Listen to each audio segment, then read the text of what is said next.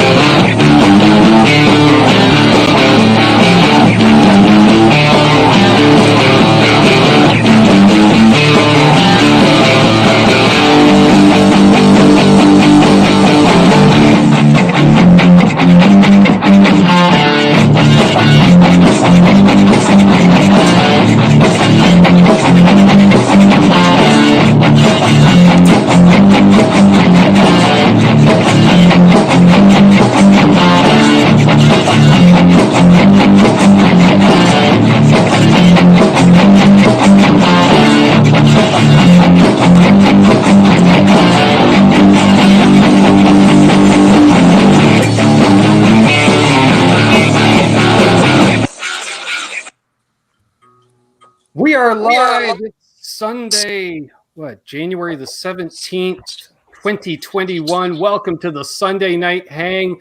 I'm your host, Ben, and tonight it's a NAMM reunion. We've got joining me Brother JJ, Brother Richie, who is there virtually every year, so why not be there? And Brother Aaron, aka Patient Zero. And somebody's got this going on playback in the background. We got echo or something. Who do you think? me. That's me. Well, how do I get in? I don't want to be just like the voice in the background echoing all night. Do you see a little icon that has a gear that says cam and mic? There was one on the previous page, but every time I clicked on it and I clicked on microphone or camera, it was like, eh. Well, you can't see it because you can't see me, but it was like a big X over the camera. Was there more than one choice? Oh, yeah, no, the Coke bottle fell from the sky, and I had to take it to go out into the desert to bury the Coke bottle because it caused bad things on our village. Ah, yeah. That's a freaking hardcore accent right there. The thing is, though, when the Coke bottle fell into our village, yeah, right on, Richie. Richie! Well, I'm going to do roll call here. We've got... You know what? The piss on it. You know what? Those who don't know could just wonder, who's this Richie guy? And then those who know will be like, yeah, I would expect nothing less. This is true. The technology. Well, I would expect nothing less. It's been a minute since we've done a hangout together, Richie. So we'll do roll call and we'll see how many names you recognize. We've got Sandra Porkany, we've got Zach Thong, Terry's 3Gs, Mr. Fuji, Music Therapy Laz, Will Varela. Let's see, we've got JJ's House of Jam. Shocking. I've heard of that. Rich 581, Tinkerbell. He's one of those imported surfers on the West Coast. Yes. Yeah, right. John Pierce Johnson, you'll be joining us shortly. That's right. I said he'll be joining us shortly. Milt T, Randy Crooks. Let's see. Troy Acorn is here. Awesome. We've got Dwight Bailey, the hitmaker himself. Thomas Santiago. Yes. Let's see. We've got them all talking to each other. Okay, that's fine. Martin Lemaire from the Poutine Province. Lovely Janice from Connecticut. We've got Bent Tom. He's here. He's alive. Good. Albus Bant. Don't know who that is. Butt Cheeks himself. Brendan B. Squared. Of course, Eddie Van Haskell. He's just here to hear Lady of Spain. We've got Rhodey's Jam Cave. We've got RJ Ronquillo, or should I say Ronquillo. Not only is he in the chat, he's on Aaron's shirt. Just wanted to say that's a dope LPD toque you got on there, bud. Oh, the tone toque. Thank you very much, sir. Fine. That's ballsy. I love it. That. Dan in New Jersey, JP Page 2, Amp Top Demo, 6-string Brian, Mickey Stettlemeyer, Keith H. I think that's everybody. All right, we got 41 people in here. Headphones are what's the sitch here? It could be in your mic settings. You need to have echo cancellation check. I just got a new phone, man. I barely know how to work this damn son of a. Well, I know technology and you and me, and this seems about perfect.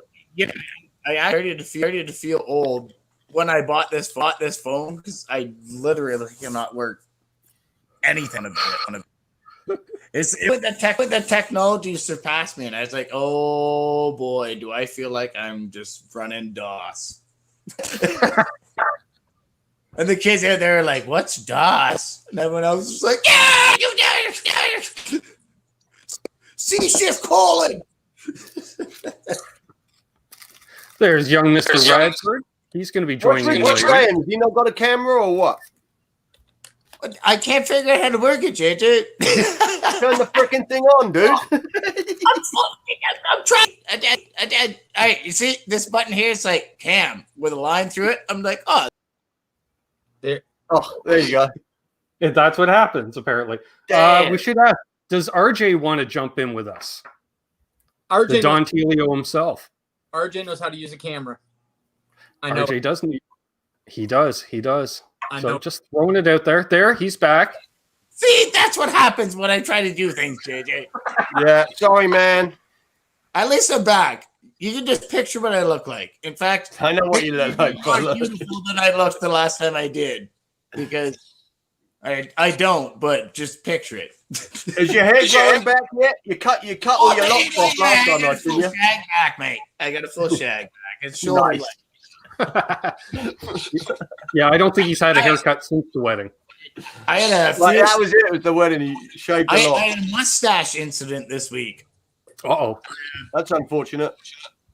Well, like, I had a full beard, like brother here down on the right, Aaron here, and then as a joke on Sunday before I went out to Rafi's for a recording session, I shaved everything but this big dirty like chopper reed handlebar, just as a joke. And I day drank, and we had a recording session, which was very successful and awesome. And then I woke up the next day for work, and as I'm like waiting for my ride into work, I noticed I'm like, oh no, I still got this dirty handlebar mustache. Oh well, whatever. Let's just run with it. And so I get to work. It's all like, you know, shits and giggles. We're having a laugh about it. And then that afternoon, the manager's like, oh, by the way, you have to do like the annual health and safety seminar with all the temp workers across the street. And I was like, oh shit, can I do it tomorrow? And he's like, no. I'm like, all right. So I went over there, full like chopper reed, handlebar, chin length, like full on like 1992 James Hetfield handlebar mustache. I was like, so the fire triangle is made up of three things: the fuel, oxygen, and yeah, it was terribly embarrassing. But not one person said anything. To their credit, there was a lot of looks, but not one person said anything. Like, why do you have that dirty looking thing on your face? Nobody broached it. So like, you know what? Anybody ballsy enough to wear that horrible thing will probably just like stab you. You're damn right. And that's my mustache. You know, as a guy who rocked the Lemmy burn stash for, 2 or 3 years there, Richie, I can relate. Oh, you did have the burn stash. That I did. I've never had the guts to rock the burn stash. I've tried to do the burn stash, and every time I do it, I wind up like effing up, like shaving one side so it winds up uneven. I'm like, damn it! There goes that attempt, and then it's out the window. But yeah, you did rock like a Fathers of Confederation burn stash, like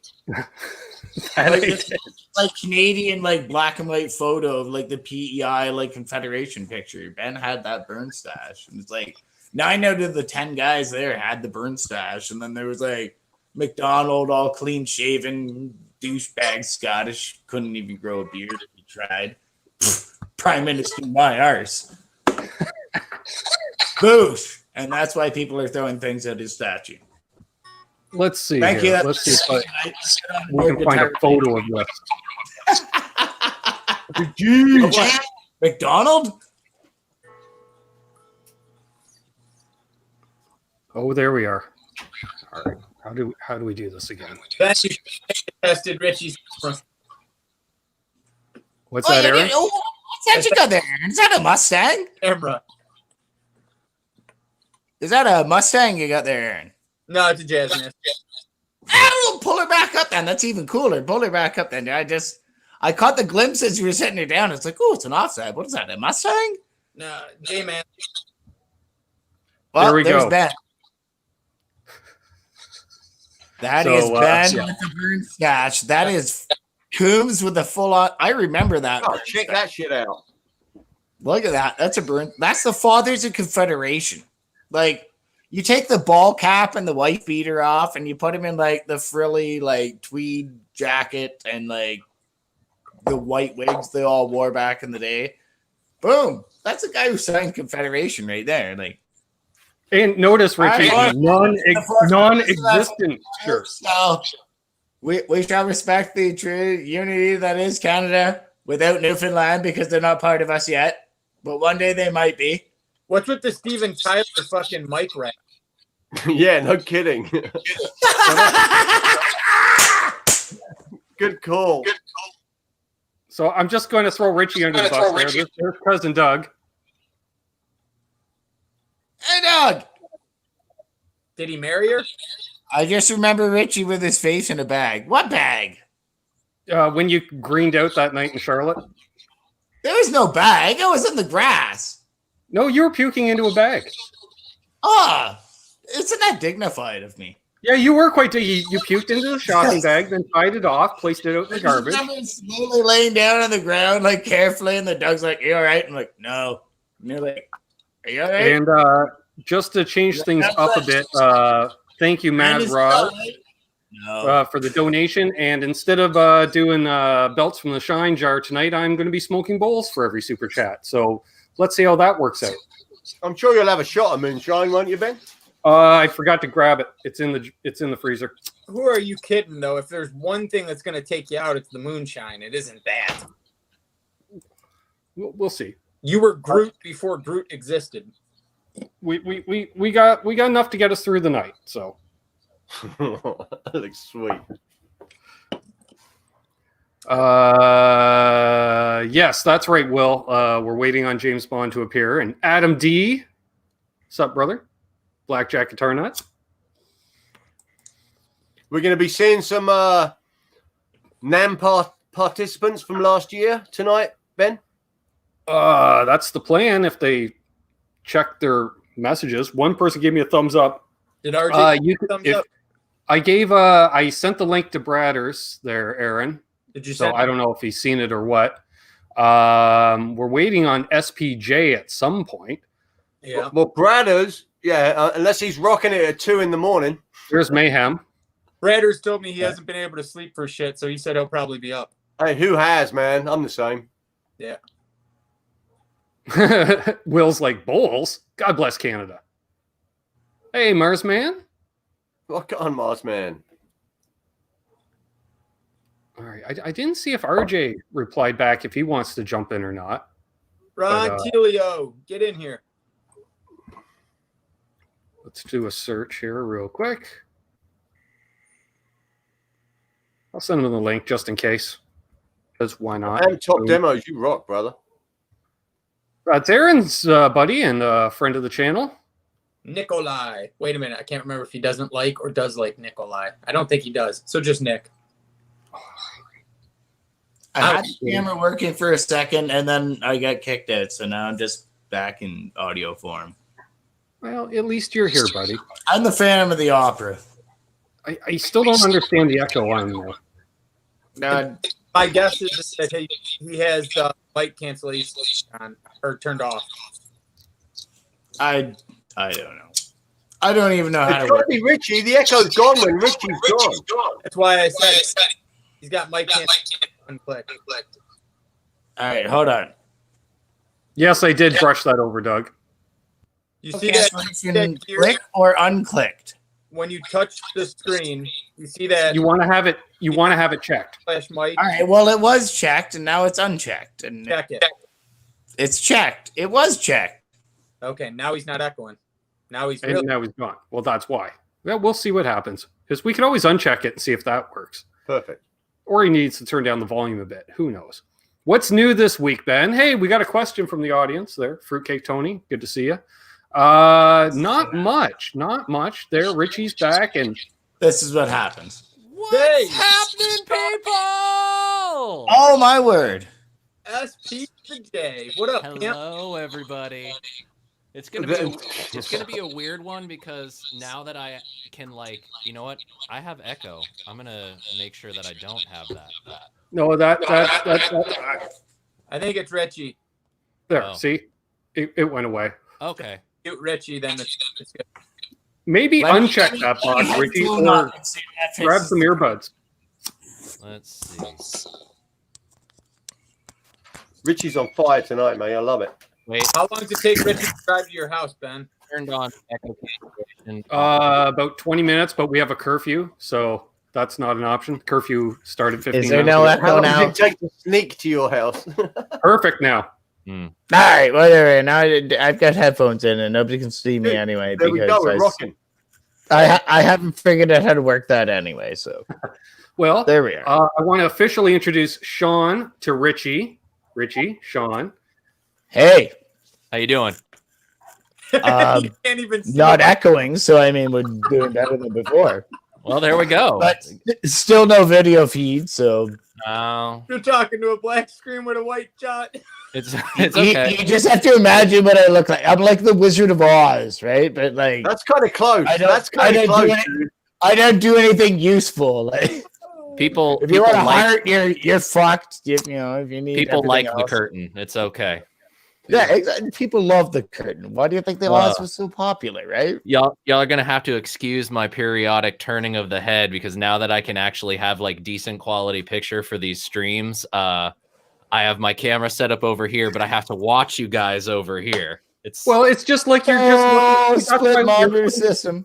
yeah, it's that's why basically- you're placed where you are, so you can kind of look at the rest of the panel, and it's all ergonomic. And right, and it's basically like NAMM anyway, because half the time somebody's talking to me over here while I'm actually trying to have a conversation with somebody over here. So this is all very virtual and everything, and I just hope we don't have to do this any longer than this season. right.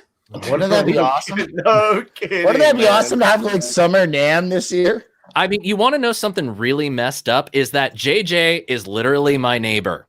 Yes. And we can't even like go like the next neighborhood over. It's so messed up because I still think about that Les Paul custom you brought over when you guys all came over after the Many show. many toys. You know, yeah. Dude, Lots of That lots of that toys. that actually blew my mind. The fact that Ben was like, "Hold on, you know, like Jumpers Johnson lives like a block or two away from here." What? No way! yeah, I was like, "Oh my god!" Like this is It's why literally California is crazy, awesome. man. it's No, John, I mean, I'd love to hang out soon, man. I'd love to. yeah, man. How you guys been doing? Hanging in okay? Hanging in okay. It's crazy world. I mean, we don't want to bring up too much tonight, but that's the reason we're all here and we're not freaking NAMM, you know. Hey, at this point right now, it's like hanging out with some buds, kind of reminiscing, have a good time. Stone re-released one of my favorite beers they've ever done, so I'm going to enjoy that tonight. This is as close to NAMM as we'll get without new gear, but guess what, Yeah. I everybody? almost wanted to put my Mine- pass on from last year. My new NAMM gear starts arriving tomorrow. Beautiful. Ooh. Beautiful. Definitely time to hang out. Let me just say, there's a certain pedal company putting something out later this month that y'all probably aren't ready for. You No, wouldn't I be didn't. talking about the Wow. new Echo series, would you? I don't know anything about that. Yeah, you're not a liar. Has anything leaked as far as that? Because honestly, I've been so out of it. I've been on and off going and playing in the worship team at church for their streams. So I've just been stuck in this like praise and worship world, learning songs and kind of actually getting to create my own guitar parts, which is pretty cool. Cool. All right. Lots of reverb. Well, see, this question ties right into that. It says, Ben, with the cancellation of NAMM and companies figuring out how to get their name out without it, do you think NAMM 20 whatever will start to have less impact? I don't think so because you still have it's a business to business event mainly. as far as getting their name out there, they're already doing it. They're contacting the mighty SPJ. And if he's like, poof, you're not good enough to work with the mighty SPJ, then they contact me and they go, Ben, will you? And I'm like, of course, I'm a blatant whore. So let's sell you Coombs. I will add on to that what Ben is saying is you're not really gonna find. I know NAMM will pick up right where it left off when it comes back. Exactly. It's never gonna not be significant, no matter how much the internet like really does a lot of the NAMM work for the companies. Companies a are lot still more than it did years ago, man. I mean, the internet is so important. Yeah. Like, let's think about this. In terms of, I did my best of 2020 video, which obviously was going to be the Chase Bliss Automaton. Now they've got the collaboration with Maris. Already, I just emailed with Joel last week. Already, they're so backlogged and so back-ordered because people pre-ordered months ago when they officially announced, like, this is ready to go and you can buy it now. I'm not going to be getting one for at least another month and a half, maybe. I will be getting one, but it's going to take a while. And they did that without NAMM. They did that just because of their presence in the business and online. But as long as there are people like us wanting to hang out, get together, party, and also do a little bit of work, NAMM is going to exist. It will. Well, to that effect, though, Sean, they're right. That is one of the things that I found during lockdown this year that has been one of the biggest boons. Is as far as gear wise, it's still been coming out. Like it's still been coming out as regularly and interestingly, and with as much fanfare as it would during any normal year. Because I mean, let's face it, we're all kind of like hermity, basementy folks anyway. Like those that buy it and those that make it.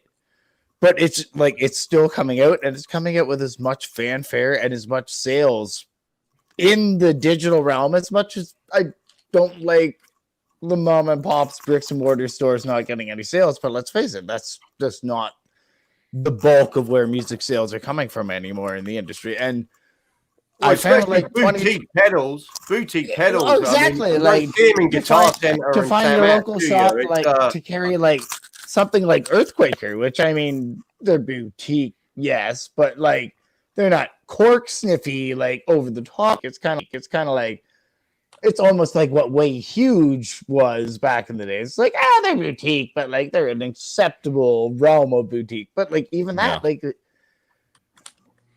Well, what's also interesting about it all is I remember talking to a contact of mine who is a retail outreach for Yamaha's guitar division, and he was saying because they didn't have to focus so much money on a budget for trade shows, they were doubling and sometimes tripling the budget marketing wise towards working with influencers. And I think, just as he was saying, like, we have companies still putting out stuff. Like I showed off my new Strat and I'll show it off again. Like Fender's been pushing this series like crazy to the point where, hey, Mr. I've never been exactly the biggest Fender guy, but they're like, hey, you know what? Let's send one to him. Can you guys hear the guitar this time? Yeah, that sounds very crisp. Yeah. That's my Black Spirit 200 with the with just the DI, or that's a vintage 412 kind of thing. All the effects coming from it too. And you got that Jazz Master back up. Oh, is that a J Mascus? Aaron, you loony. Teats, very teats. I have never owned a Squire in my life, and I've never owned any signature model, but I'm a huge Dinosaur Jr. fan, so I bit the bullet. The first Jazz Master I ever went to buy, I went to buy a J Mascus, and I went to the shop. It was there. I went there 2 days later. It was gone. And they're like, well, we can't order you one of those, but we can order you another one. And I went, well, I guess. Played it all the time when I was working at Guitar Center, and people would bring shit in that needed to be checked out before it was bought in. And then I eventually was just like, you know what? Fuck it. I'm buying it. I don't care. It's good. Yeah, for the money, the J Mascis is probably one of the better jazz masters that Squire has. Well, and you got to remember, dude, I was working. With the Tune-O-Matic and the fact they've done the compensated adjustment for a Tune-O-Matic to work on that guitar. That's probably the biggest selling point right there. You got to remember, I walked out with this brand new after tax for $325. That's badass. Ouch. That's like an amazing deal, even compared over to what Will Varela is asking what the hell's going on with Kramer, and somebody call Aljon. I have to call Aljon very soon, so maybe we'll be learning more. Hey, Can Will wait a day? Can Will wait a day? Because I'm 99% sure Gibson's dropping everything tomorrow. Yeah. Question: do we think that Including Kramer dropped. Oh, zing! we bought Mesa Boogie, we dropped Kramer. Where are they? Exactly. Can we talk about that though? What is the opinion generally of the Mesa Boogie bio? Because Ben and I both know a very big Mesa Boogie aficionado, and he's kind of said, like, his opinion, Gibson is where brands go to die. I don't think it's going to change anything. I think Mesa's going to run as Mesa runs, and then Mesa's going to start. And that's what they've said. The reissues of Gibson amps. That's what I expect. Yeah. Dude, I expect like the GA5s and everything to start rolling. I talked for 40 minutes on a live stream about it. I've said all I'm gonna say about it. Has been said on it.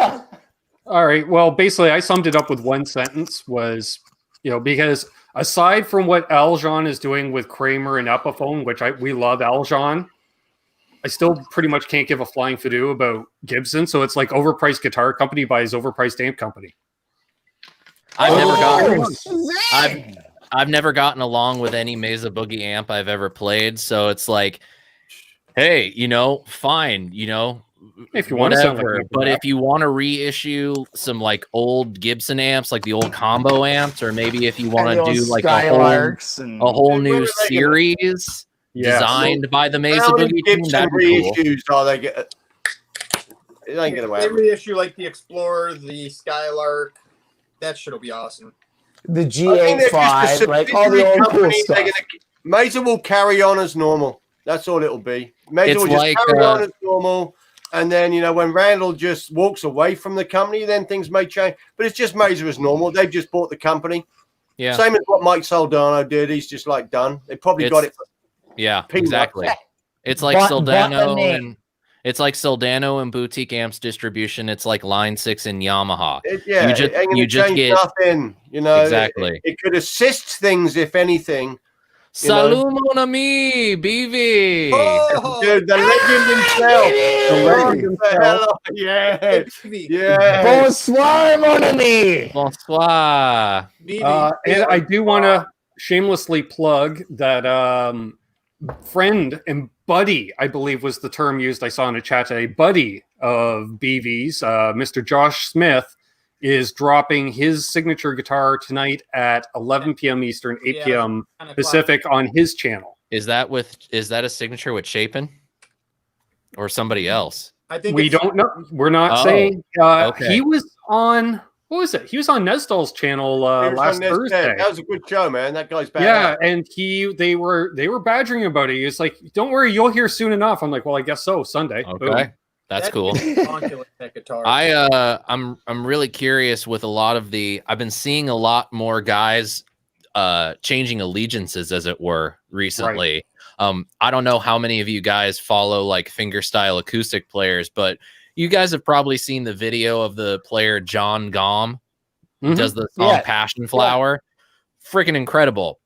He just recently switched over and is going to be releasing a signature acoustic model through Ibanez, of all companies. That's actually wondering. I want to say of all companies, because let's face it, like if you want to look historically, that was where the Ibanez company came from. Is they originally made classical guitars way back before they got bought up by the Japanese owners. Yeah, by Hoshino. So it's by Hoshino. So it's not like a far-fetched thing. It's kind of a return to the roots, if you will, almost. I actually am curious to see. I wonder if Josh Smith's guitar is Ibanez. And I can just tie that up with a button. I'm doing the Kevin Bacon tonight because speaking of Ibanez and acoustic. Are you having a heart attack, Ben? Oh, no, we're good because. Okay. Sorry, I thought you were Kevin Smith. So. Yeah. Okay. Expect in 2021, Ibanez artist Steve Vai to release an acoustic album. Oh, totally. Dude, It's already hinted well at that. along at this point. It's well along. Dude, that his signature acoustic is surprisingly good. Expect an album to support it. Touches is good. And an Ibanez acoustic, of course. Yeah. I was gonna say, call me the dude living under the rock here, but like Vi's got a signature acoustic. Mm-hmm. It's called the Euphoria. Oh my! Really, really so I guess great. I gotta ask, I'm gonna get a swirled acoustic. A swirled acoustic, yes. Nice. Hey, I like it. Speaking I of like it. Sean, maybe you'll have an opinion on this. Dave Mustaine, is it Kramer or Gibson? That's a good one. That's a good question. I thought we just dropped Kramer. So, okay. So if I'm really going to go realistic here, it would be Gibson. And just because Gibson V. From the standpoint of when you think of the Flying V, there's very few players that you associate that guitar with. But there's also very few brands that you associate that shape with. And to me, a Flying V comes from Gibson or Jackson. Those are Flying Vs. Anything outside of that is just copies. Now, having said that, though, Kramer, I think what they are trying to do, and at least I'm not going to say anything that I've talked with Aljon about because he's one of my longest standing friends in this industry. Sure. And we just kind of spitball things after a while. But what I think Gibson is looking to do with Kramer as a brand is utilize that nostalgia market that there's a big market share of to kind of bring the brand back by using some classic players from the era of Kramer to build it up. I mean, like the Snake Sabo? Exactly. Just like the Snake Sabo release, and just like we're going to be seeing. Aljon actually just posted a photo, I think today, of one of the newer Night Swan finishes with the diamonds on it. Looks beautiful, by the way. They all look beautiful, but did they ever follow through from last year? Yeah, the blue polka dot ones are out, and you can get them. Yeah, but I mean, how out are they? I mean, it's not like because it was such a big hype at last year's NAMM, right? And then it just like disappeared. It wasn't like they were all over the web. Right. It's like, unfortunately, it looks to me they like produce them and distribute them. Yeah, I think I've never actually seen one in the flesh. I've only ever seen one on. And you won't, because I've gone to our local Kramer dealer. I'm like, why don't you carry Kramers? They're like, why would we? I'm like, you ever heard of online sales? Exactly. Stuff like Kramer and EVH, that stuff sells online. And with Kramer, it was a combination of limited product runs through 2020, which is the entire Epiphone plant, even though we've never heard for sure where they're made. I'm 99% sure they're built in that huge Epiphone plant where they're doing all kinds of chicanery. Well, let's face it. It's the best plant in China right now. Like, it's the Squire plant. It's where everything is coming out of that's like of marketable quality. It's like, and I would be willing to gamble, and I don't care what they say, but I'm pretty sure the SEs from PRS are coming out of that plant. They're made in Indonesia. Oh, bollocks. The SE PRSs are currently being made by a factory in Indonesia that PRS actually owns. Yes. So it's not like an old slanter. Dude, all they need to do is stick the original Gibson headstock on it, and they'll be good to freaking go. That other one just does. It's like it's the Gibson headstock, and someone squished it with a hammer a little bit and kind of stretched it. You know. Just stick the original on. Sell them freaking things. Okay, and first BV dropping the knowledge. Epiphone headstocks. It's like the first time I saw them, I was like, "Oh, it's like my 335 headstock, but slightly more Gibson-y." But when I saw it on the Les Paul, I was like, oh my God, no, like, please don't. Like, oh, Baby Lord, just it's like a nailed it, whacked man. out piece of taffy. True. And yeah, BV's just saying here, the parent company that bought, so which makes sense. It's just little spider legs, offshoots all over the place, man. Yeah. Yeah, as long as they run it like a Japanese company where they just let every company run individually and they just happen to be owned by one parent company. And that seems to be what they said. And same thing with Korg buying out crap. Who was it they bought out last? It was just after the Mesa Boogie Vox, announcement. Black Star. I don't care. It was the next day. It was like the day after the Mesa Boogie announcement. Korg announced they bought it to somebody big. Who gives a flying rat's ass what Korg is doing? Oh, well, no, it was a good company. And, God, look at the new tuner we have out. Oh my God, another reissue of the AC30. By the way, real song comes out on my channel. Dude, by the way. Don't worry. 2021, you're gonna see a little bit too much of the real SPJ. Because after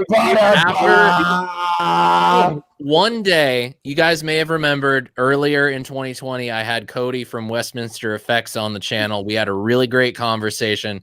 I love that guy. He's great. But within the last couple months, you guys probably saw I did a demo for that Geneva amp sim that he put out. It's great. If you want like a Vox AC30 style amp tone in a box, it's great. It's on my board right now, as a matter of fact. But I was sent a cease and desist letter by Korg's attorney. No. Yeah. One day, because me using and the him term are, AC30. it's a whole can of worms, bro. Oh my God. But one day, me and Cody are going to get on a live stream on my channel, and we are going to talk all the dirty details, because guess what, everybody? I don't own Westminster Effects, but I got sent emails from Korg's legal counsel as if I were the owner of Westminster Effects. I speak only the truth, and when I speak the truth in love. And the truth is, no matter how much money you pay, and no matter how much legalese you try to put in an email or an attachment in an email, you're dumb as shit. Well, promo over. Yeah, when you were talking about that on the live stream recently, I was really I could relate when you were going off a bit on that, because helping Lauren at LPD Pedals co-design his now known as the Luster. Originally, it was going to have the diamond grill cloth. Nope, can't do that. Copyrighted. Okay. He was going to call it the Hayseed, and that was too close to AC for his liking. Oh my God. Yeah. So that's why it's called the Luster. Which is pretty cool. Look, I had full disclosure. I had a little spiritual awakening in 2020, and I love my church. We just donated a ton of money to like build orphanages in India, and I'm so proud of what we've done in this time that we feel like we should be hoarding our resources. Like we've been charitable out the wazoo, and it's an amazing thing to know that like you're going to be helping the lives of orphans somewhere in the world that you don't even know. But it doesn't change the fact that dumb business practices are dumb business practices. And if you're paying people money to do this kind of legal work, and then they can't even bother to do the simple footwork to figure out whether or not the person creating a piece of video content is the person that owns the company, shame on you. Someone got in trouble. Ooh. John, coming in from the land down under and just dropping. As mentioned on another channel earlier today, Gibson employees, no pay raise in 8 years, bankruptcy, so creditors don't get paid, but they have money to buy Mesa Boogie.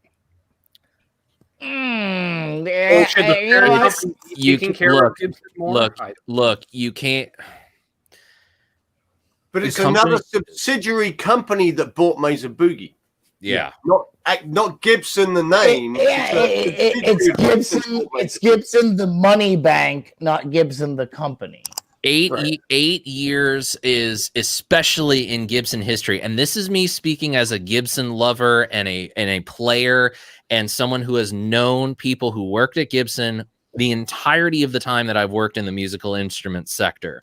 You cannot look at Gibson history in chunks of time greater than 3 years at this point, because Yes.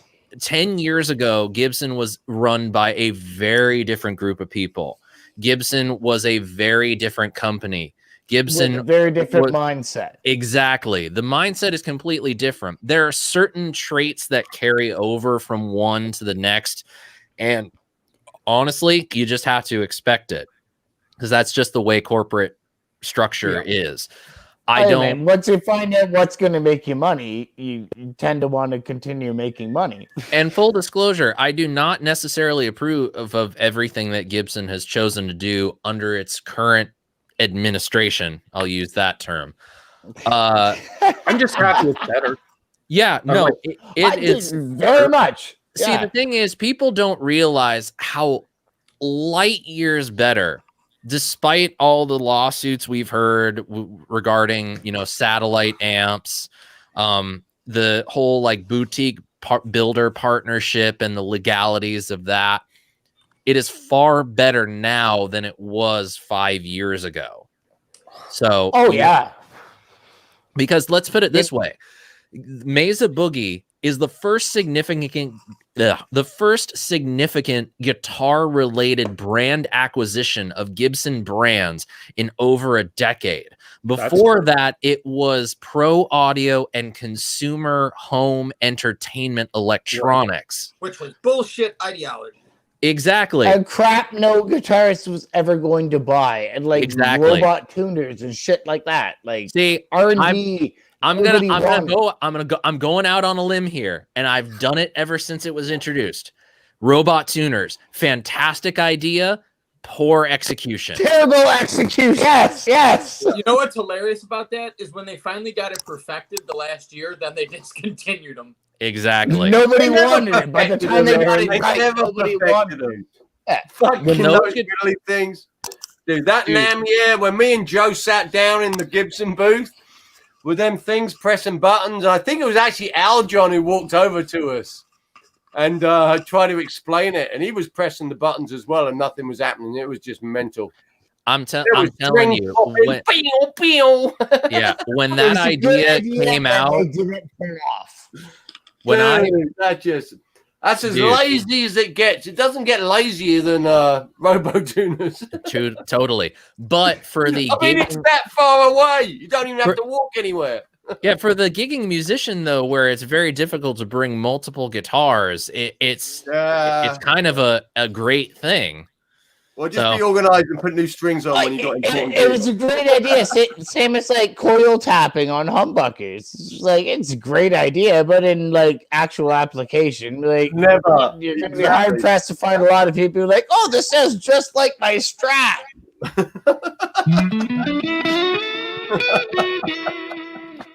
There's your Strat. Curtis R. Good to see you. We got a bunch more people that jumped in here. That's funny. Renard's in here. That does sound very nice. I will say that does sound very nice. That's badass, man. I'm like really chewy, happy. Very chewy Strat. I like it. Well, I dialed in a bit more of a mids heavy sound on the amplifier, so I think that contributes to it. But I'm really excited because I actually think that the guy at Fender that I'm in contact with really likes this project idea, to like look at the Strat world in all its ways, shapes, and forms. So I think we might see a few more Strats on the channel this year, and I really hope we do, because I have a standing chat going with a guy from Ibanez about getting some AZs in. Yeah. And I'm not saying I love AZs. I'm not gonna. I can neither confirm nor deny whether this is gonna happen. But my goal is whatever doesn't get picked and that I get to keep and I don't sell for money to make up for my costs. The end of the year, maybe I can be a blessing to some people. Emerald Burst. Emerald Sean, Burst. when you got your Fender, was that picked for you, set up for you, put in a box and shipped to you? Or was that just off the shelf, here it goes, zip this one to this address? As far as I can tell, this is just, he asked me, what finish do you want? What neck do you want? And then it just literally came from their, wherever they store their stock. Right. So I just said Dark Knight finish, maple fingerboard, because I got to have my approximation of Billy Corgan's Melancholy Strat. Yeah. So I just said finish, neck, that's what I want. It came set up, I'm assuming oh, that's the stuff right there. That does my heart proud. Which you actually received during NAMM weekend last year. Yeah, that's Damn why free. it out. I actually think maybe I should have given you the serial number 1969. Yeah, you had the same one, didn't you? You had the same pedal, Sean. Me and Keeley came up with the colorway. We made 5, and I gave 4 of them away. Aaron was the one of the winners. Didn't pipe up and claim their prize, so Aaron was the runner up to that. Nice. I'll never forget that you did like the thing, and I didn't win, and I'm like, congrats to the winner. And then later that day, I was driving for Amazon, and I get a message. It's like, good news. I just redrew because that guy had a week. And you won. And I'm like, I called you. I'm like, as I'm driving, I'm like, I won what? And you're like the fuzzbender. I'm like, get the fuck out of here. There you go.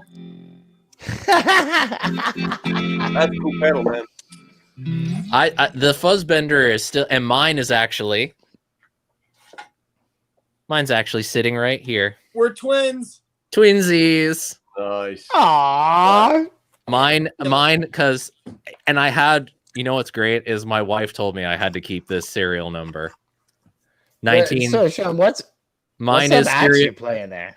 Mine is serial number 1969. That's badass. See, that's Nice. That's fun without babies. What's that axe you got there, Sean? That's it's still that Oh, Strat. it's I just showed. not. All right, sorry. I just caught the upper boat there. I was like, oh, wait, what the hell is that? Yeah, still that Strat. But the my attention span's out of a goldfish, so sorry. It's okay. It's okay. But that Strat is that fuzzbender is still like, I haven't found, the only thing that's come close to it is the fuzzes that you can get in the automaton, but a lot of that is very dependent on the EQ. So it's like that raw fuzz circuit into the Benson preamp. The fuzzbender in and of itself is just a straight fuzz pedal, and I don't know what Robert and the team did, but it's great. I do. They use the active fucking tone stack from a Metal Zone. Yeah, that helps. Well, there we are. There you go. Speaking of crazy new jazz, the new Wayhudis, they're Oh yeah, the Atreides. Yeah, the Atreides. Sorry, House Atreides. There we are. I knew it was something from Dune that I couldn't. But Exactly. That thing's gonna. Let's. I keep making comments on the videos and the social posts about being here for the spice, and nobody gets it. The spice, yes. It's Laz. Spice mine. Look on, Laz. Do I need headphones for this? For the spice, and nobody gets it. And he's got to play back. It's Laz. Roxy! Look on, Laz. Yeah, delay. look, you want Roxy. You can turn off the playback anytime, Laz. Guys, turn off the playback. Stop. That's it. The delay is too Is that much. a- I can't handle There it. we go. Is that a green layer in the background there? Hey, Laz. I'm better. Laz. He's getting headphones. That's good. Too goddamn funny. So good. Yeah, that's perfect for this channel. Just, if it ain't a shit Welcome to Canucksman Guitars. How's that? show. Is Shit that shows better? in 2018. From the guy who doesn't even have video play. Oh yeah. Speaking of which, if you want to know what Richie looks like, what you do is you just go back onto any of the older Canucks with guitars. Like season 1.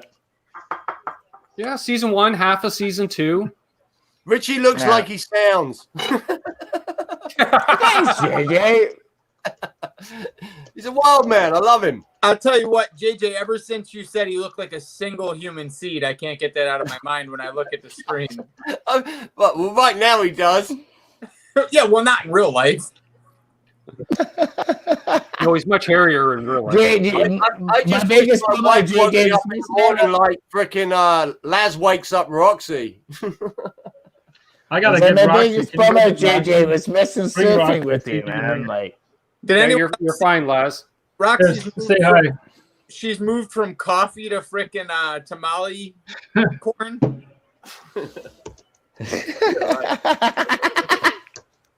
Okay, Will says Canucks you with guys? headphones. Are you guys? It's all good. We're good. We're good. How's my Hungarian homie doing? Well, I can hear you guys. I don't know if you could hear me. We Yeah, got we can you. hear I can hear you. Laz, that green axe you got in the background with that, what is that? Is that an Epiphone Wilshire or? That's his. There's the green bird. No, that Okay. looks like Henning's signature Harley Benton. Henning's signature. Is it? It's really small on my screen. one? I can't tell. Yeah. That's that one. that's the Henning Pauly signature. Okay. Yeah. It's just really small on my screen, but it's green and I'm automatically attracted to it. Killer neck. Bird. This is my baby. Oh, that's nice. Woo-hoo-hoo!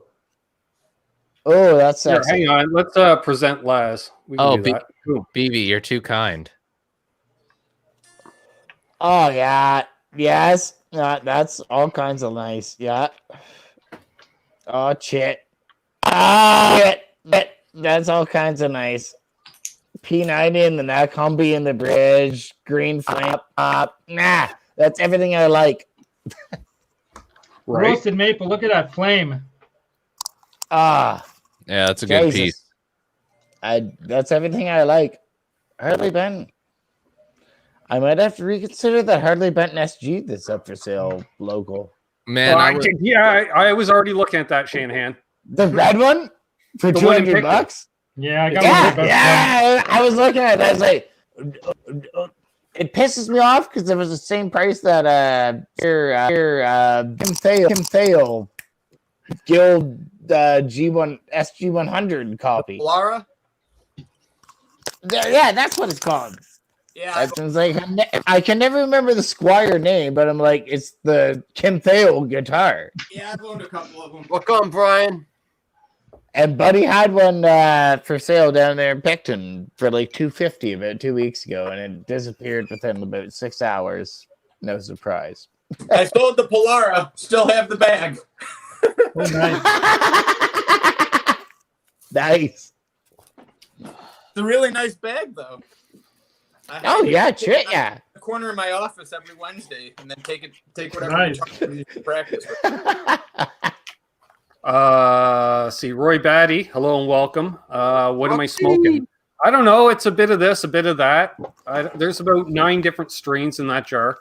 I've got some aside for Hopefully Richie. something good. Oh yeah. I'm The trying usual to follow crazy. the chat and the YouTube on my phone.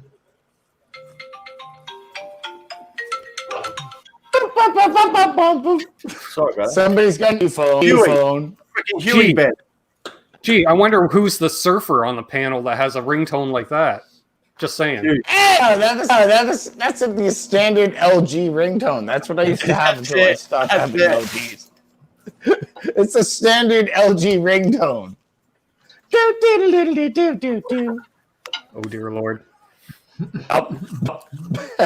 I'm making up for him not having a face by having 2. Nice. I love it. See, someday I'll figure out this technology. Until then, I've got this Really? nice. So the birds in the chat, the flying pickles in the chat. Really? whole bunch Flying of pickle. Yeah. At this point, like really, I could be sitting here with Why Drinkle got her clothes on, nickname and on nobody be the wiser. So like, why not chat like this? So yeah, And all of a sudden, everybody's like, "What the fuck?" we still have 54 people watching somehow, some way. Yeah, I don't know how we're this is managing pretty that. much your NAMM after hang. We're just having fun, letting loose, and can't wait to do it again. Because rumor has it that we're gonna drag Ricardo out to Cali for the next one. Isn't that right, Richie? Ricardo. You're goddamn right. Richie, you blew 2 opportunities, dude. On the first one, I just got married 2 months before. On the second one, I'm just giving you shit, just dude. had a kid 2 months before. I know. Just give me shit. That's a perfect. Life pinched me out of 2 now. The next NAMM that happens, I don't like hold up somebody with a gunpoint and steal a 1970s Volkswagen Beetle and drive out there. I am going to be NAMMing. 3rd time lucky, man. And I mean, you're taking me surfing, right? You know it. Have you been hitting on all these super chats? Well, that's what I'm getting to that here. We got Sunday night gang vape with the Dark Lord of the Spliff. Hope next year we can all meet for drinks and heavy rituals at NAMM. Have a good week. And as I like to call him, the sexiest motorhead this side of Hanoi. Oh my! Boner Jams himself. Oh my! Boner Jams, my grunge brother. Oh my! A real speed freak. Trying to. I don't even want to get into that wild weekend that ended up with Boner Jams, me, and Nightbot in a Panamanian jail. So that's all I'm saying. What? That's Panamanian jails I talked to. That's a Lawrence J. That's a conversation for the Patreon exclusive live stream. Yeah, Ben, you should launch a new Patreon exclusive, the series of Ben's demise. It'd be great. There we are. BV says, good to see Richie's Valve radio wave connection is still working okay. One day he will get into the moving pictures. He's not. Hey. As everybody knows, most of the silent film actors wound up losing their jobs once the talkies came about. So I'll take one I'm good at and run with it. I ain't so pretty for the camera, right? Oh, geez. You're like one of the me characters. I wish that's what was standing in that screen.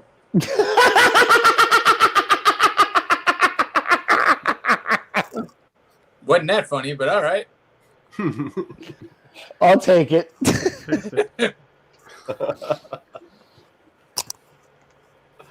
Nice, and I thought JJ was an excitable young lad. Oh, Richie's hardcore, dude. You should try being in a band with that guy. Thanks, JJ, because that makes it sound way better than I actually am. Dude, me and you, dude, if you had made it to NAMM, holy shit. Oh my God, Aaron we'd have been arrested. All I know is, Aaron, you would have been arrested and or drowned in the Pacific Ocean. Either of which I'd be ashamed of, but I'm just saying. Man Cooter and Richie in the same room. Oh God. Oh Christ Almighty. You need to put a barrier between them. That'd be a party that's with Aaron not involved. It would be a maybe Aaron without, Ladies and gentlemen, here we are at day 3 of the exposition. Neither party seems willing to give, but hot damn, are we expecting one of the two of them to die within the next 4 hours of overexertion. Ladies and gentlemen, the California NAMM Party 2022. Speaking to Richie's little diatribe right there, I actually had an idea for my next NAMM videos because I'm so absolutely sick of like the normal NAMM video format. Well, you're trying to do a legit interview, and some long hair just jumps into an interview on you. Yeah, I mean, what the hell, man? What the hell? I'm trying to secure work so I can pay my bills and buy food for me and my wife. Okay, God. But If basically, anybody doesn't know what I'm talking about, just go back on Sean's channel and watch his NAMM coverage. indeed. But my next idea, the idea that I have is I'm literally going to do the NAMM videos I'm going to do are not NAMM videos. It is a NAMM National Geographic style documentary, and I'm going to totally play up like the narrator aspect of it. David Attenborough. Awesome. People of NAMM meetings and all those things, and just completely David go Attenborough. That'd be badass. steer into the skid on. You should do like a Go ahead. do like a And Steve it's the now, alligator hunter kind we've of. got Josh you know, Scott of crikey. JHS Pedals. Look Josh at Yeah, Scott is exactly.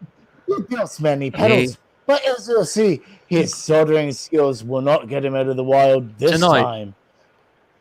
Tonight, he's being approached by the owner of Earthquaker Devices, and the Earthquaker Devices is shaking up the JHS booth. Now we'll see what happens. As is common to see in this realm of the musical instrument industry. Sorry for the English accent, JJ. Pretty cool, Sean. I was gonna Here, say, hold on. I got it right here. Okay. As is typical in this part of the musical instrument sector, we see two owners of the companies embracing each other, very friendly. It's an odd thing to see, really. They're in competition with one another, and yet can't help but express one thing that brings all living beings together: love. And the Dream Nice. Screamer circuit. That was a perfect And impression music. of China Mike. Hi, brother. Good to see Hey, you. brother. Dude, hey, brother. Oh man, I gotta If he tell was you guys, here- it was so awesome Great. to meet Mike last year. That's one of my favorite parts of last It's year. a highlight. What a character, dude. Oh, he's so great. And I He's will so say, great. kind of Mike does send along his regards. He was going to try to join us tonight, but he just couldn't stay up late enough. Nah, that's cool. And Brian doing the throwback episode. For those who watched that episode, remember that episode, Richie? Which one? That was the one Yeah, where when you he got- fell when he asleep got, during the uh, episode. You got food poisoning? Yeah. Oh yeah, Jesus, yes, I remember. that He was doing it from the couch. Yes. Yeah. You went from I on most certainly camera remember to that commenting off camera, Yeah, and then all of it a was sudden brilliant. you were snoring, and we just went with it. Yeah, it was brilliant. What can I say? I've had my highlights. I've had my low points. I've also just had points where I was laying on the couch. It was like, They were all high Ah! points. They were all astronomically high points. Trust me. see, on that note, I watched the entire Martin Scorsese, Fran Lebowitz documentary, bizarre ass thing on Netflix right now. I recommend for anybody who hates the world and just hates humanity in general. Wants to hear like other humorous chuckles about it. But one of the points that stuck with me in the whole thing was when she's like, well, like when it comes to music, she's like, musicians I like that. are the people guitar. that just like, she's like, they're the people that do things that other artists don't do. She's like, yeah, you can get a painting or you can get like whatever. And she's like, but like music. Yeah. And there was no point to entirely what I said. I completely missed what I was trying to relate to. But nonetheless, watch it. It's a damn good fucking series. And somewhere in there, there'll be a point to the thing I was trying to get to a point to. But We'll have to get everyone go watch the movie. Or the I series. think, oh yeah, it's Scorsese. Have you ever wondered, like, when I pictured Scorsese, I pictured Scorsese like angry and gruff and like he has no sense of humor. But in this, like every other, double over, clutching his guts like my grandpa, just like laughing, like ah! Like Martin Scorsese isn't supposed to have a sense of humor. Now who's But drunk? What up, buddy? Hi, everybody. Oh, Alex Bradford. All Young right. Mr. Radford. What you all But up it's to? fantastic Sup? series. Sup, Lex? Freaking Alex. The virtuoso. What are you joins. all doing? We're causing trouble on the interwebs. Yeah. I see that. We just need 2 more to get full on Brady Bunch at this point. Yeah. Nice. What's on, Alex? Devil horns. Right on. What up, JJ? What's up, brother? Good to see you, man. Seeing all you guys. What? Whoa. Well, Okay. we're 2/3 of the way to the Brady Bunch, Ben. We're almost Now, at least. Now, All at I least. see is a private message from Rich saying, "Look at me, I can use the chat," and then he's Disappears. Oh, technology, man. Technology. And precisely, did that. It's like, oh, I can type in the chat. Oh no, now I'm gone. Yeah. There he is. Nice. You Gotta should put, Look at me, I can type in the chat. Oh wait, now I've been booted out of the chat. Oh, no. you gotta put Richie Brian into the Landreth, Alex put part that up, spot in the hey. middle. I say, balderdash. Ben, put up Brian Landreth's comment. That is perfect. Oh my God! I wish, Landreth. I wish.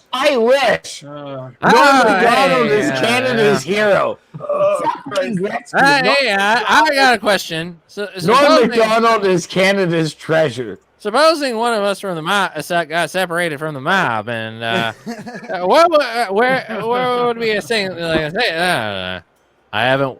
Yeah, Norm Macdonald, man. Norm Macdonald. Great stuff. Great stuff. Norm Macdonald's a He lets you Canadian into hero. sentences. One day there will be like a part of our heritage thing. It'll be like, "Hi, I'm Norm Macdonald. I don't give a fuck." A part of our heritage. Yeah, pretty much. Janice is like, "Can Richie lower his volume?" No, it's 3 or 20. That You have clearly Yeah, never look, if you guys experienced don't the know Shanahan Richie- experience. Richie, It's either like conversational volumes or ear-splitting decibels. There's no in between. No, not at all. In other words, as soon as you see Richie come into the chat, like, or whenever Ben was on his, when they did the Activate show in the your past, like, they compressor. were a duo. You take Put a your headphones compressor off. on your audio. Put a compressor on your audio. Plug in your You gotta Dynacomp put to ear your audio. protection into your ears, and then put the headphones back on.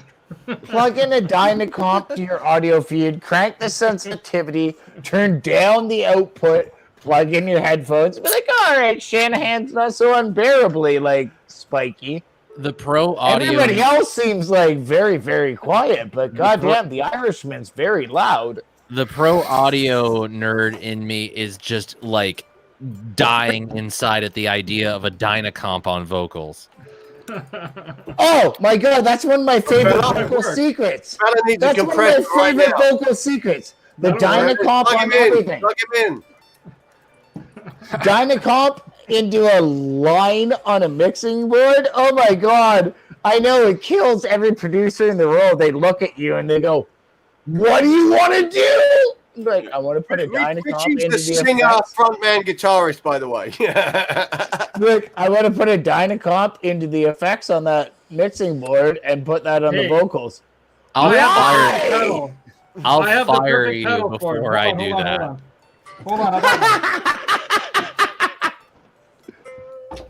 I only do it to people I'm giving money to, because at that point I'm just like, hey, I'm paying you. Put the fucking Dynacomp on it, damn it.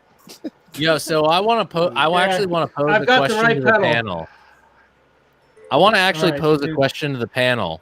sure, Sean. What do you got? Since basically 2021 is a NAMM missed opportunity, as in, there's none. We've seen companies Wait, isn't there? putting out and leaking their new releases for 2021. Is there Right. any company that you feel has been like a total missed opportunity for like their resources and not having to allocate it to a trade show or like EHX. EHX Name is one, always name a one missed thing opportunity. EHX has done in the last 11 months. Yeah, That's but been impressive. they're always a missed They opportunity. have now the nano-sized metal mop. Oh yeah. Yes, I saw that. I saw that yesterday, and I was like, who wants that? Oh yeah. Who wants that? Who wanted the original? Not I me. kind of did it first, And then I was like, oh wait, no, it's like a Metal Zone that sucks more but has a boost. Well, I've got a pedal that isn't getting much use nowadays because of live gigs, and I thought this might be apropos of the panel. The cock blocker. Nice. Do you still want it? Because I need it. I think I need a noise gate. Yeah, my take. I'll tell you one thing I'm seeing, Sean. Yeah. I'm not seeing a I'm lot gonna of keep it just for collection purposes. I'm not seeing You a know, lot if of I buy feed that- on my social media promoting products anyway. So is there like a like last year we had passes for NAMM? Is there like a secret door entrance to actually go and watch all this stuff, or do you actually go to physically find the companies? Yeah, just- see, you that's just what I was sign up. wondering, because I got my NAMM registration email today, and I was like, it asked me for a company. It's like, hey Ben, what company do I register under? And he's like, it should be How's it public. all working, man? What's the deal? Well, I NAMM just put my going name. virtual this year, so it's not going to really happen until tomorrow, I think. Okay. Technically, Yeah, but if I don't register with a company, am I limited on what I'm going to have access? I don't know because this is all new. True. I don't think Oh, so. so nobody knows. No one knows. This is Yeah, I mean, like, If damn. Shane doesn't know, I don't know. look, literally, Yeah. NAMM this year, and the way that they're going to do it, nobody knows what to expect. So Yeah, and most companies already have the crap out on their website anyway. So yeah, I can attest that this week you'll be seeing at least 2 new releases that I know of. Not going to disclose the companies, but I know you'll be seeing at least 2 from a fairly prominent pedal company. And I don't know what their involvement with Believe in Music Week is going to be, which is essentially what NAMM is going to be this year. Yeah. So I can't really say what we're going to be looking at. All I know is that for me, it seems like there are companies that maybe missed the opportunity to take some of those funds that would be used for a trade show and put it into product development, or put it into something where you would at least expect some sort of excitement around it. Yeah, but you got to think they haven't made the profits they could have potentially made through the year. Possibly. People are getting laid off all over the place, so I don't think there's money to throw around. Well, possibly, but at the same time, like a lot of the reports, because when I joined NAMM, because I actually joined NAMM as a member, not just as like, I don't just get badges, like I pay like a membership fee every year. Yeah. And part of that was I got a subscription to the Music Trades. It's like a quarterly magazine that tells you all about the goings on in the industry. And like a large majority of companies with musical instruments were actually experiencing growth during this period. You know, we can attribute that to everybody like being at home and like not being able to go to work, not being able to do much.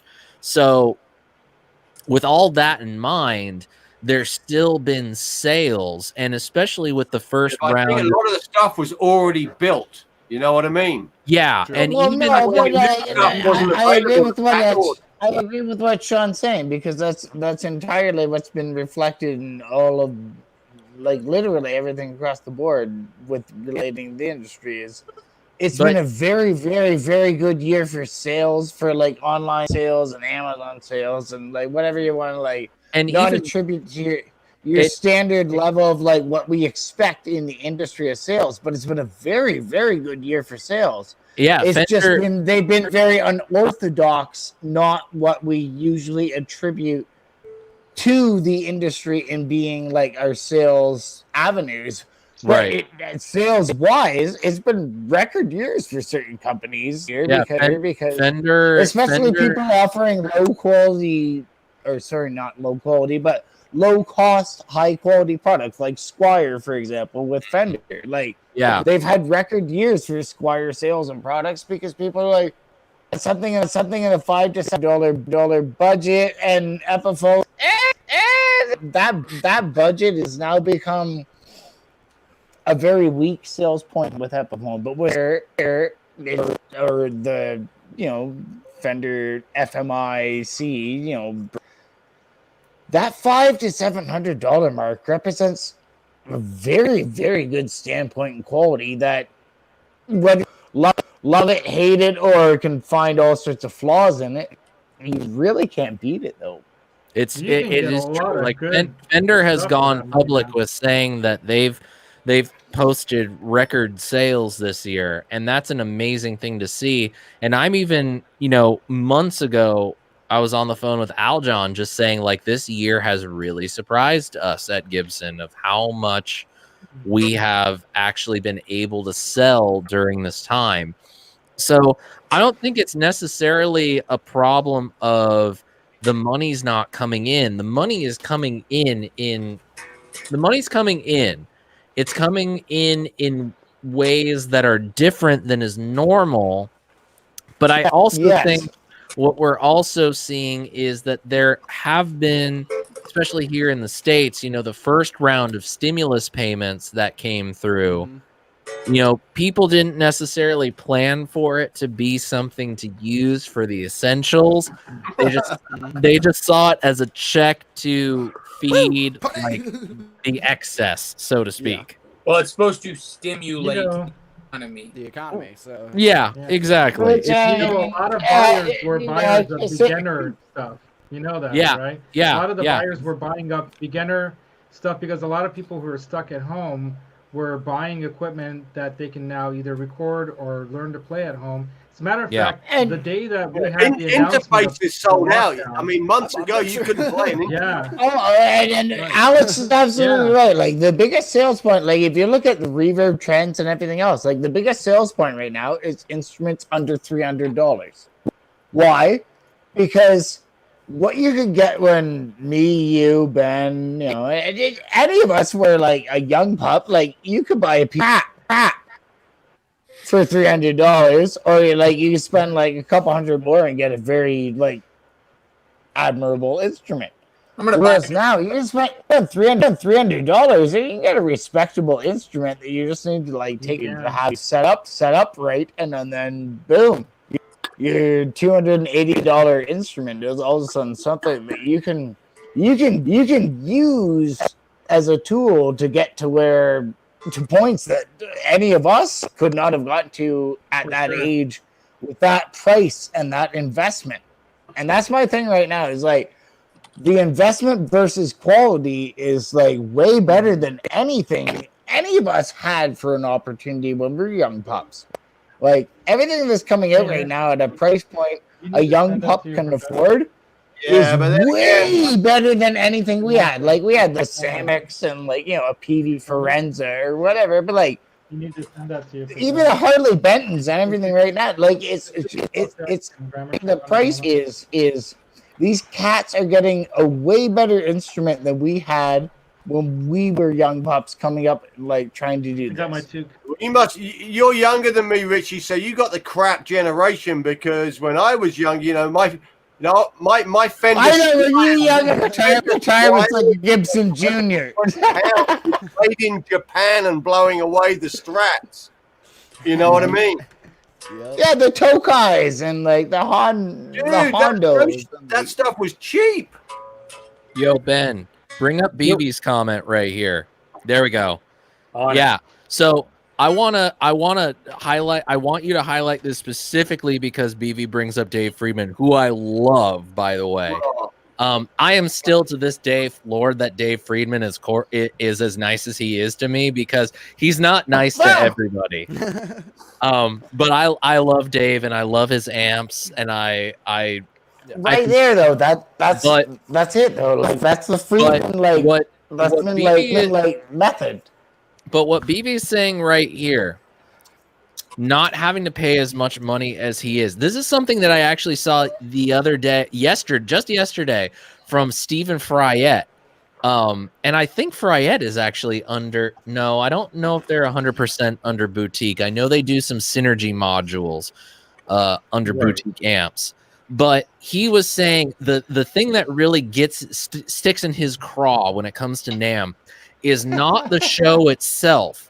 It's the contracting company, Freeman, that they hire to handle a lot of the logistics of the NAMM show.